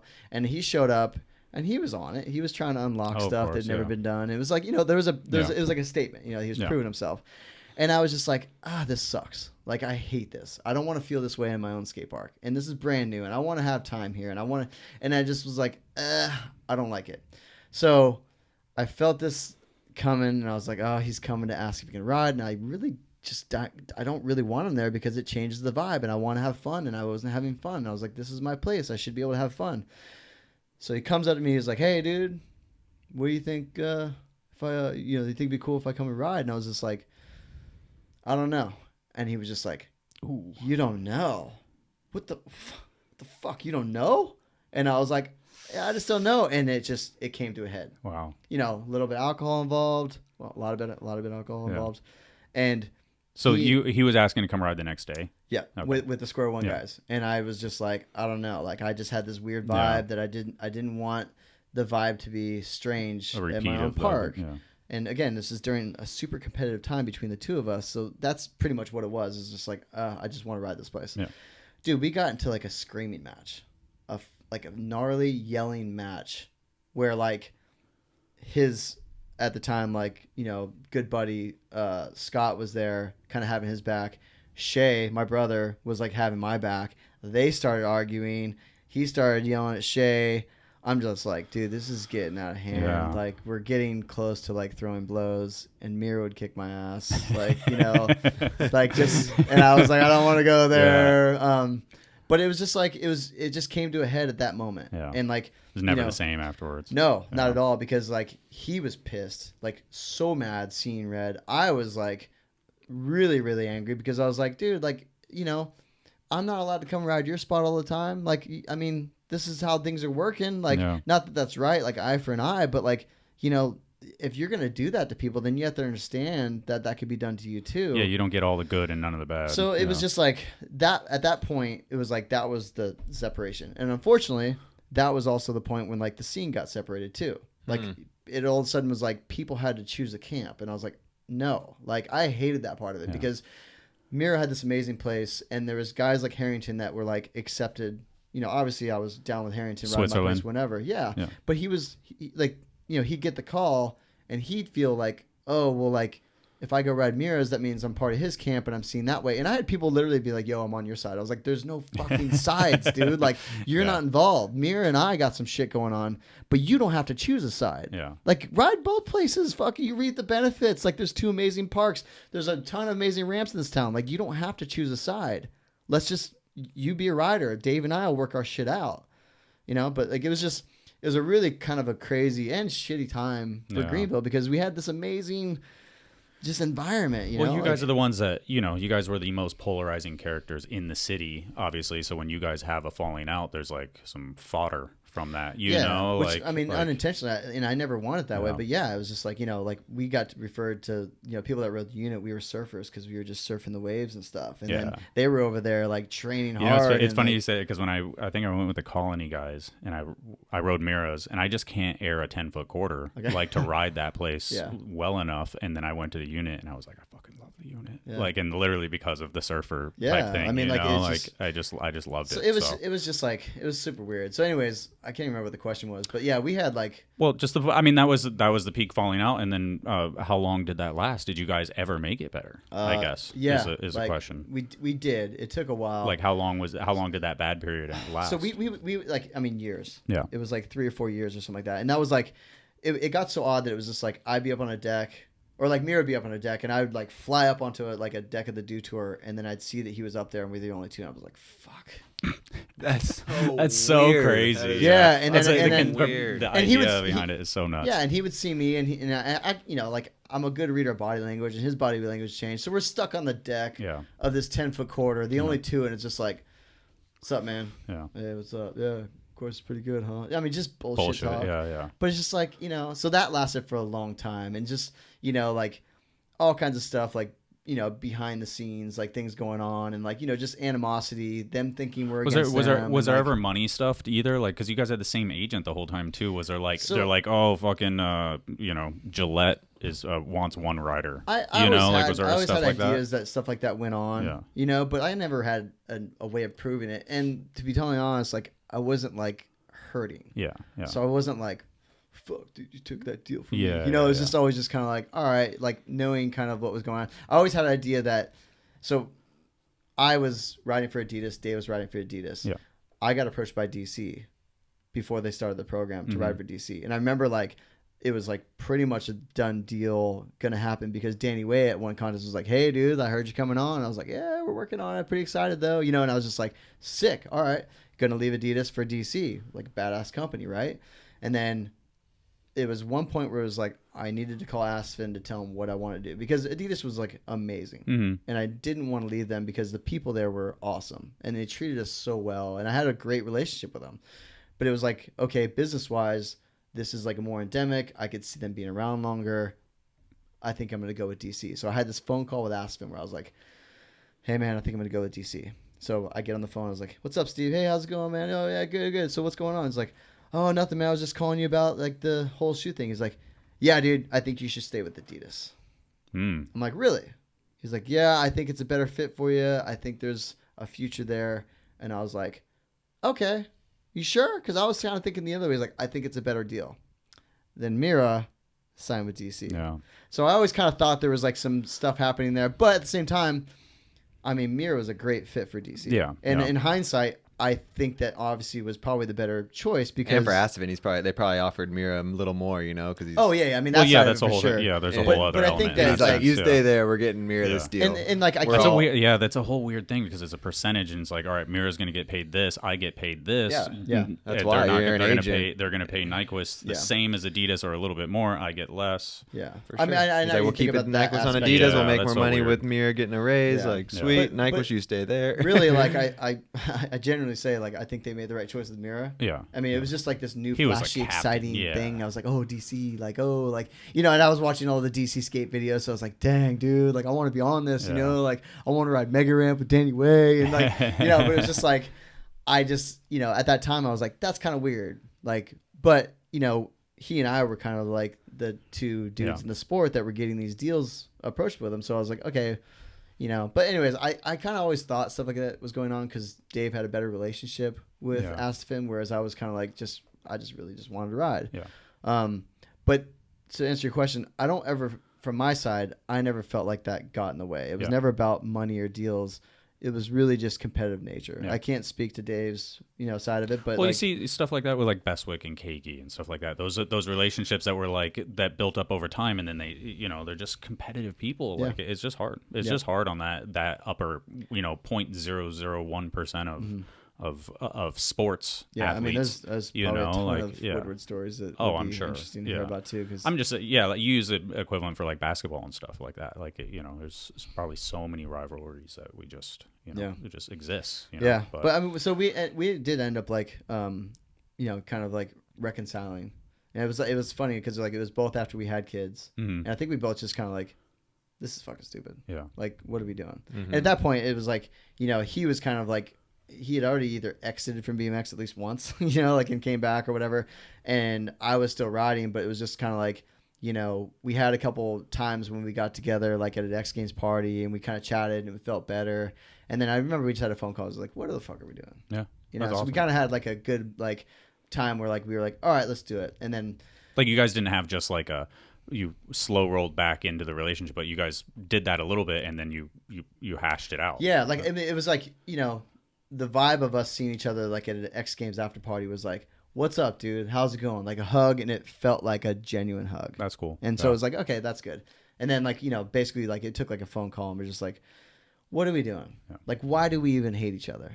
And like, no, dude, yeah, couldn't answer it. yeah, exactly. Couldn't Yeah, answer that's it. such And it a was like, funny all right. question. So like at that point, it was just like, you know, I think it was even like, dude, we got kids, we got families. Like, let's forget about all this shit and start moving forward and just be psyched. And I was like, I like that. That's fucking So awesome. yeah, so it was good. And then like, And are you still in Greenville at that time, or were you? no, back I was in home? California. Okay. Yeah, All right. yeah, I was living in Santa Cruz at that Okay. time, I think, or maybe San Jose. But yeah, so I'm glad we had that because it was like it went deep. Like Yeah. it was. I mean, there was actual hatred there. That's crazy. But I think Yeah. too, like, you know, when you're that close to someone, because he was my best friend for a long time, you know, they say like hate and love is a close cousin, Mhm. you know, so we were both passionate people, you know, to where like hate came very quick. Mhm. but we were both super competitive. We both like there's like nobody can piss you off more than somebody you love. Yeah, you know what I mean. Yeah. Like that's just because you don't care about the random person. So yeah, it's easier to dismiss. So yeah. No, that's cool. What obviously I feel like I would be irresponsible not to ask what Dave's passing, how it affected you, of course. Yeah, that was a tough one. It was so. We had like a really good conversation before he had passed. Mm-hmm. And we actually made plans to meet up at like one of the old school reunions at Woodward West. And I was like, because Dave was always kind of like manic and frantic with like his decisions. Good example is he had bought like a brand new Land Cruiser. We were driving to Raleigh to fly out. He ran over a tire tread. It hit the side of the car. He freaked out. I'm fucking buying a new car. Or take his Land Rover in to get fixed and then come out with a black one instead of a white one that he came in there with. Like he was just that kind of guy that just made decisions, very impulsive. So he called me and was like, "Hey, dude, I think I want to come back and ride some vert." And at the time, he still had his warehouse, and Mancuso had an old Detour vert ramp, I think. So they literally started to set it up. And there was like little teaser photos kind of out there, and like and so he was kind of hitting me up, be like, "What do you think?" And I was like, "I don't know." And at this time, Bestwick is just dominating, fucking like yawning, doing crazy downlifts, yawning. Fucking, that's real. That's real. Yeah, and just like just cruising. This is boring. Yeah, and I'm like, okay, yeah. Like I was like, you got competition, but in my head, I was like, like I'm gonna tell Dave that he can't do something. Yeah. Like in fact, I should probably tell him that, because then he would actually fucking just have a fire. Yeah. So I'm like, all right, Dave, like you've been kind of out of it for a while. You've been driving rally car for, a couple years, and now, triathlons and whatever else you're sprinkling in there. But fuck, man, I know how you roll. Like, you put your head down. Yeah. No reason why you can't be doing flare whips again at 10 feet, like no reason why you couldn't do this and be like a contender, like right off the bat. So fuck yeah, do it. So we did that. We talked about like meeting up at like Woodward West, and I was like, what would be cool, man, is if we just filmed an edit together. That'd be fucking no pressure, but like just cruising. We don't got to do bangers, but let's just do some fun double shit. Like let's just go out there and have a good time and like get a good vibe, like, and we'll get someone else to film it. It'd be awesome. He's like, I like that. And I was trying to explain to him like how rad those events were, like that it wasn't a competitive thing when you got there. It was genuinely like people were just psyched to be at Woodward. People would fucking lose their fucking cool seeing Dave there. And I was like, you need to come to this because you've kind of removed yourself from this. And I would hate for you to like jump back into like a do tour where all of a sudden it's like cutthroat. Come to like an event that's like you're loved. He retired and kind of didn't just like keep riding. It was like, I can't ride anymore, right? Instead of just like cruise, like he thought like riding was like, it seemed like when he retired it was just like you never saw him BMX footage of him anymore. Instead of the Mirra level where it's like, hey, if I can't do it at this level, I don't want to do it. Like, I think Mirra, I agree. Mirra had different reasons for leaving. I think he got frustrated with what the sport wasn't willing to do for him, his vision. Yeah. But Mirra was fucking the beast. He was insane. He just probably still could just hop on. Fair warning: a 2-year-old is in range. And no. Do you have to leave exhibit for the training center? I hope you don't have to leave. No, we got some time. Sweet. Dude, we haven't even like scratched the surface. Mirra had like a very high level of what was okay for him to ride at. Anything less than that was like, I really honestly feel like was an embarrassment. He to himself. He thought it was like not okay. So for him, I think the easiest way for him to like get out was to cut ties. Yeah. I think also that he was the kind of guy that that's crazy to feel that way, like to fill that void.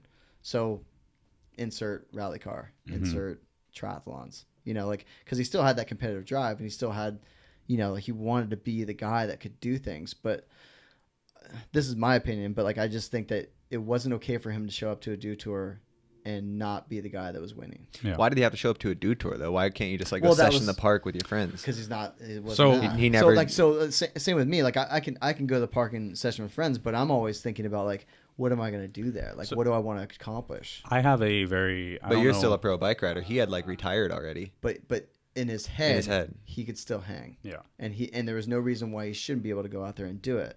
And so that I think that ultimately led to him just having to just drop the bike altogether because, you know, like he would kind of be in it and know that he had the talent to do these crazy things.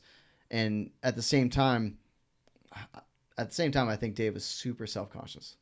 You'd have to be. That's what. Yeah. To have the ego, not to ride Dave anymore. had I believe I got this firsthand from him when he did the Nora Cup hosting, but he felt that he wasn't liked within BMX. Yeah, and he always felt, and then, which is sucks. insane. That's But sad. he legitimately 100%. felt like that, and I don't want to call. I don't know. Fuck. Let- There let- was an element of pro riders that. I have a great example. Okay, thank you, because I don't want to example. call because they're Great- also legends, so I don't want to call Great anything example. out. But He got invited to go on Road Fools, Mhm. right? And it was like a big moment because up to that point there was like a Road Fools crew, you know, and it was Yeah. like, okay, Dave's going on this crew. It was obviously like oil and water Mhm. from the outside looking in, of right? course, yeah. He went on there. He did it Dave's way. He showed up, did the biggest shit. He did his own thing, right? It wasn't what the usual thing was, but he did it, and it rubbed people the wrong way.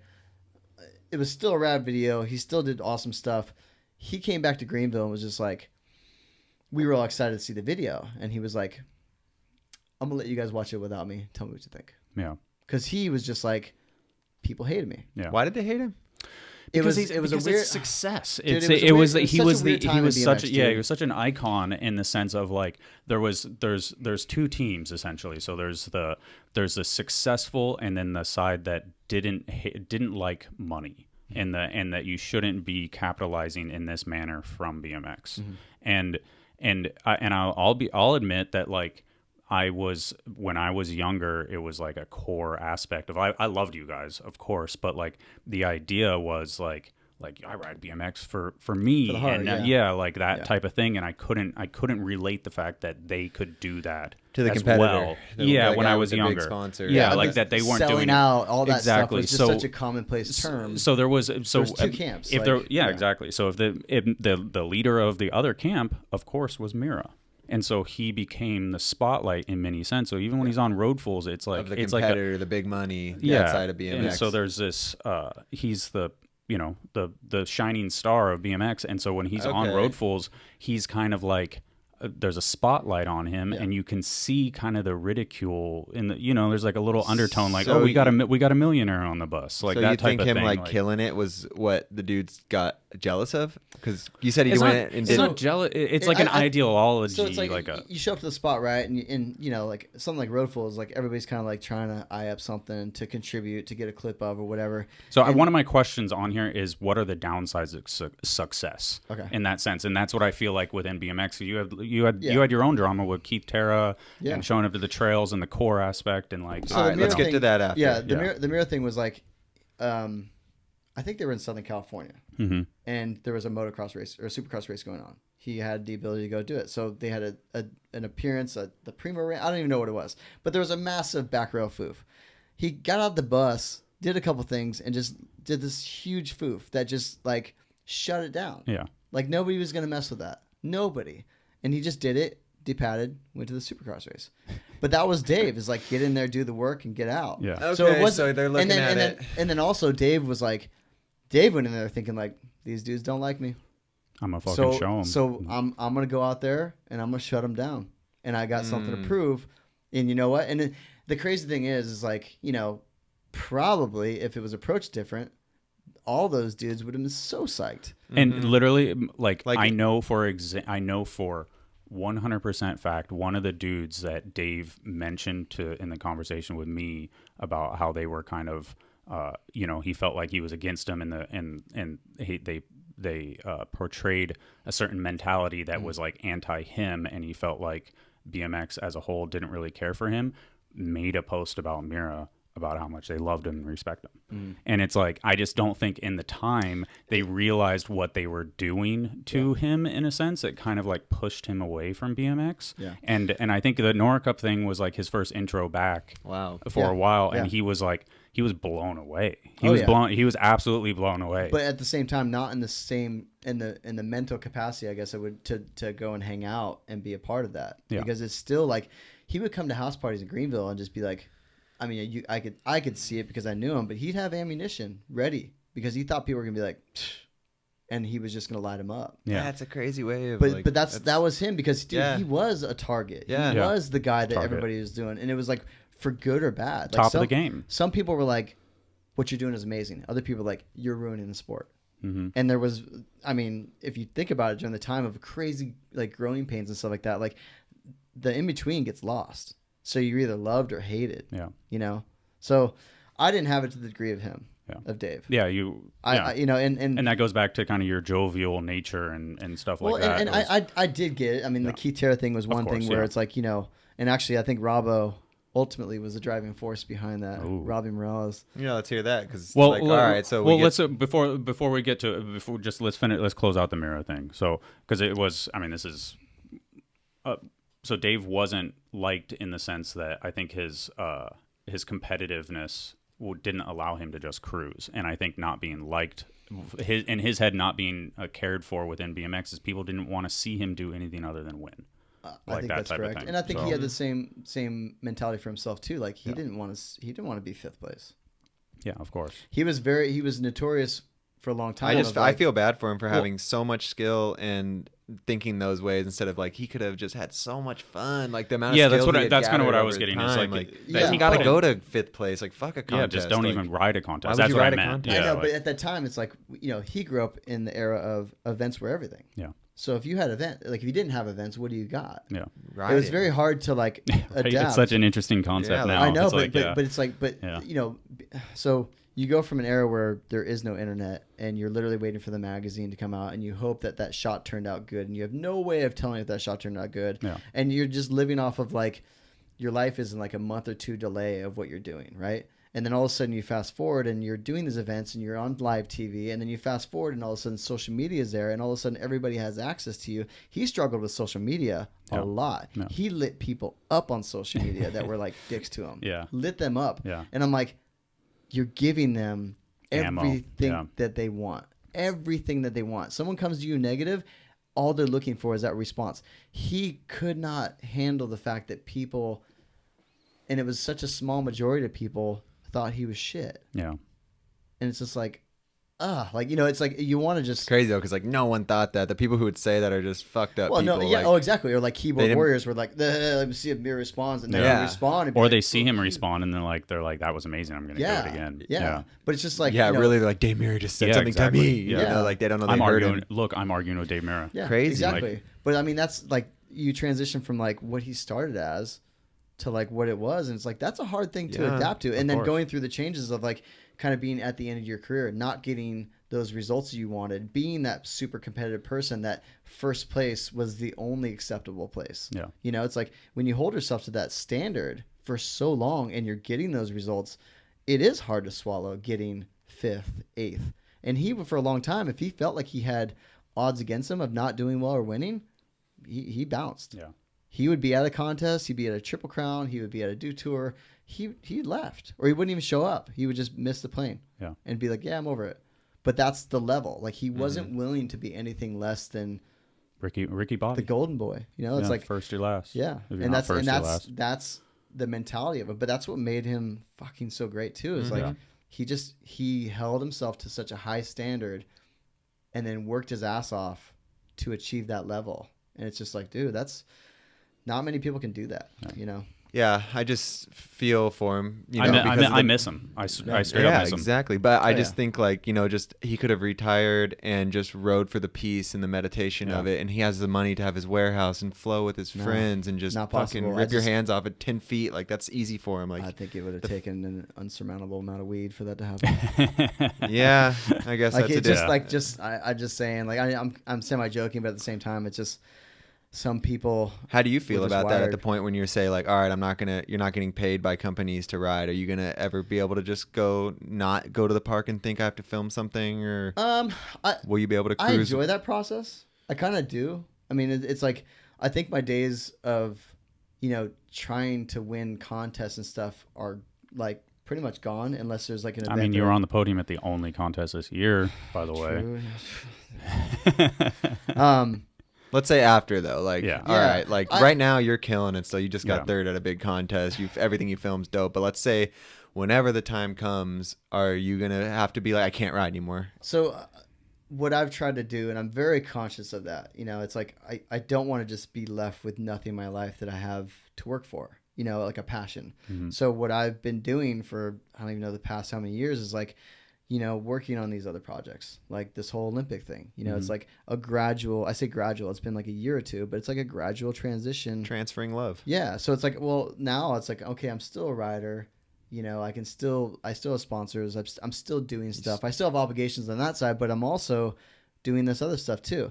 Is my plate full? Yeah. Like I have a lot going on, but I know at some point, you know, this thing over here is going to go away and I'll no longer have that. And then this is going to go away and I won't be like a professional rider, so to speak, with obligations of sponsors, but I could still go out there with Darden and film a sick clip and have like, you know, that satisfaction of like, damn, that shit looks sick, you know? And I'm already getting to that point where I'm like, you know, like working with that Insta360 camera, I can do normal shit and film it insane. And I'm like, that's fucking dope, you know, like, and that's just like, you know, there's all these little things that are helping me transition. So I'm not just like a cold turkey, all of a sudden I'm not riding, because I feel like that's, dude, anything in life, that's hard to do. Yeah. To cut something out and something that you love or are so passionate about to just not do it anymore and then not expect to have some kind of withdrawal, some kind of like fucking negative. Yeah. That's so hard. So for me, yeah, like there's been a long transition of like, yeah, I can still go to the skate park. I can still do this. I can still ride this. I can still go on a trip and contribute. I can do all this stuff. But I'm also setting myself up for when that goes away. And I don't have, you know, the pressures of being, you know, a professional rider. I'm going to be the coach of, you know, Team USA, or I'm going to be working with this company to help them, you know, steer BMX the right direction. You're going to be ourbmx's official trick challenge doer. See?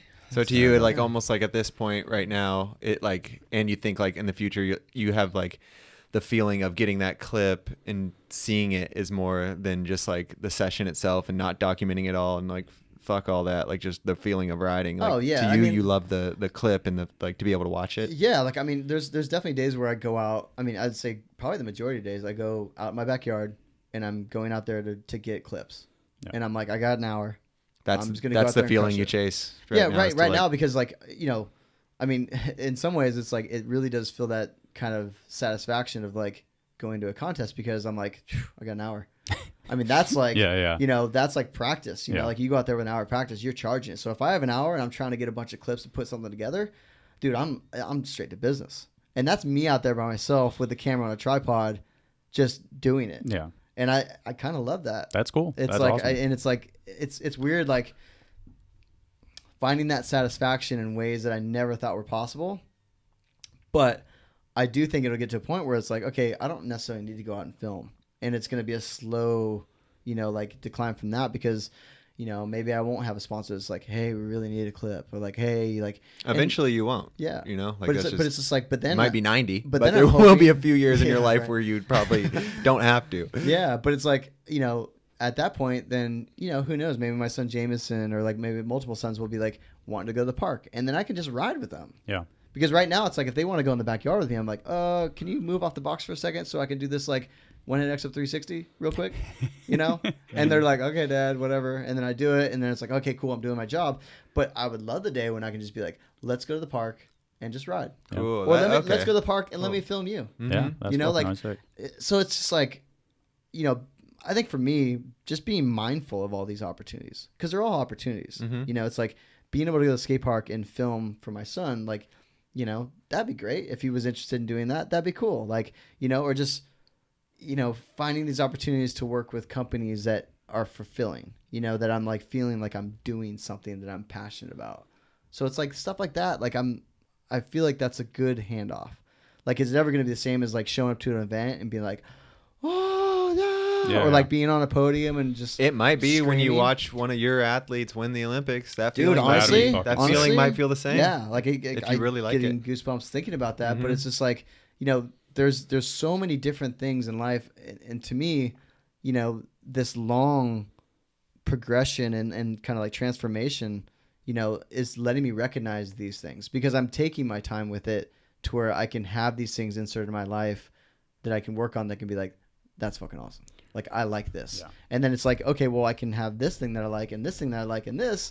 And if one of them falls off, I'm not just left without something that I'm passionate about.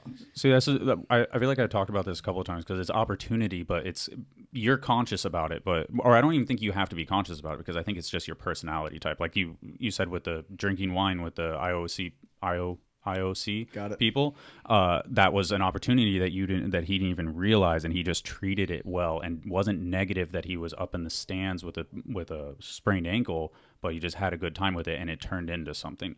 And I think you're conscious of it in so many different ways, and that's what's like, or that's just your personality. So that's why you have what you have, and you see things as like, oh, I'm going to film with this 360 cam in the backyard, and all of a sudden, you started off doing that without being sponsored, and now you're sponsored by them. Yeah. Like, and so it's like, it's a weird thing, and I think a lot of kids see opportunities as obstacles, or they see it as like something that they have to do when they shouldn't. And it's like, I agree, and it's a life lesson. That's I guess what I'm trying to say. Yeah. Speaking of run-on sentences, yeah, that was a good one. But yeah, that was a good one. Yeah. I tried to interject myself like 4 times, but I couldn't get in. Yeah.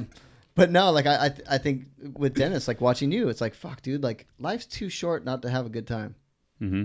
Like, and I tell people this too, like, what would you tell someone getting into BMX for the first time? I'd be like, make sure you love it, because there's so many things out there that you could love. And I want everybody in this world to have something in their life that they love, that they're passionate about. Because, dude, if you had something that you were living for, that you were excited about outside of what you have to do as an adult, fuck, man, like I think it would be the world would be a better place, because you need that outlet. You need that thing, like I built as a 38-year-old man growing little kids bikes. I built a very expensive backyard ramp because I knew I need this for my sanity. I need to come back here because I love it. Like, I don't know if I'm ever going to need this like 5 years from now, but damn, right now you want it. Yeah. Like, and I need that. Like, if I can go out there for 45 minutes by myself and just get that feeling of floating through the air, landing smooth, blasting, hitting a huge 540, getting a little sweat, getting the adrenaline okay, pumping. that's what I want to hear. Yeah, so I know you still exactly, have it. I was right? trying to kind of like understand that's like where you're at with it still. Yeah. And you were kind of talking about more like the sponsor side of it. But yeah, you understand what you need. No, like the that feeling. I mean, that like, feeling. yeah. Oh, like, 100%. I know you got to love that No, so I do. much, how Like, talented you are. Like, I was telling Nick Bruce, because I was trying to get him to come down and ride my ramps. I was like, I got something for you out there, a big old 540. I'll teach you how. Because he was like, how do you do big 540s? And I was like, bro, it's like the best feeling in the world. And he's like, I got to be honest with you. I have zero interest in doing a big 540 on a big 40. I was like, until you do one. Because like, I remember Miron did like a huge 540 during X Games run. I remember him saying that was the best thing I ever did in my life. I think I know. Did we post the 540 recently? Something. I think so. Yeah. That clip of the fucking 540 was insane. Yeah. And I'm just, so, I mean, like a little tangent, but I was Miron. like, I was like, shout out to Nick Miron. Bruce, do a big 5. Like, you would love it. So yeah, that the feeling, and it's funny because like I always wondered, when that shift from riding and trying to do, triple trucks and like, 720 double bars and the, just keeping up with the Joneses and stuff. It's like, when does that shift? Because there is a whole population out there that just loves cruising. And it's like, I feel like I'm slowly getting there, and my cruising might be different from a lot of people's cruising. Doesn't matter though. It's your cruising. But it's like, but I, like that setup I have in the backyard, the long and low into the box, and then just hitting that 5, man. Like, I don't know. That's cool. I could live for that. Yeah. If I could do that, makes you every smile day. just thinking about it. Oh my god, dude! Just floating that thing. It's like, yeah, it's good. Like, I don't know. If I could do that every day for the rest of my life. There you go. That's fucking sick. To hear. And you sounds like you're so tuned in, and I think that's a huge problem with a lot of really successful athletes, people who are really good at things, because you're at the top, you're doing something that no one will ever, you can't even describe how much you love it when you're doing it, and then they just put it away. And that's like the sad thing you see about these people. They just put it away and they don't transfer their love anywhere else, and then they just get like, what the hell? Like, what is this? This life's boring. It's a huge void, because it's like, dude, you had excitement, you were traveling, you had homies that were doing the same thing, you had this like small little bubble, and then all of a sudden you're like, boop, I'm out. And then you're like, what you're doing is so beautiful, and the right way to do it, because you get to work on one thing while you're still doing this thing, and you're understanding that you can transfer that same amount of love you had with BMX to maybe getting Paris to hold the gold medal, or Hannah, or Angie, Yeah, whoever holds it, you know. And I feel like I'm fortunate in a sense that, like, you know, these people that I've worked with in the past, you know, we had great relationships, and then their position morphed into something different, and then you keep in touch.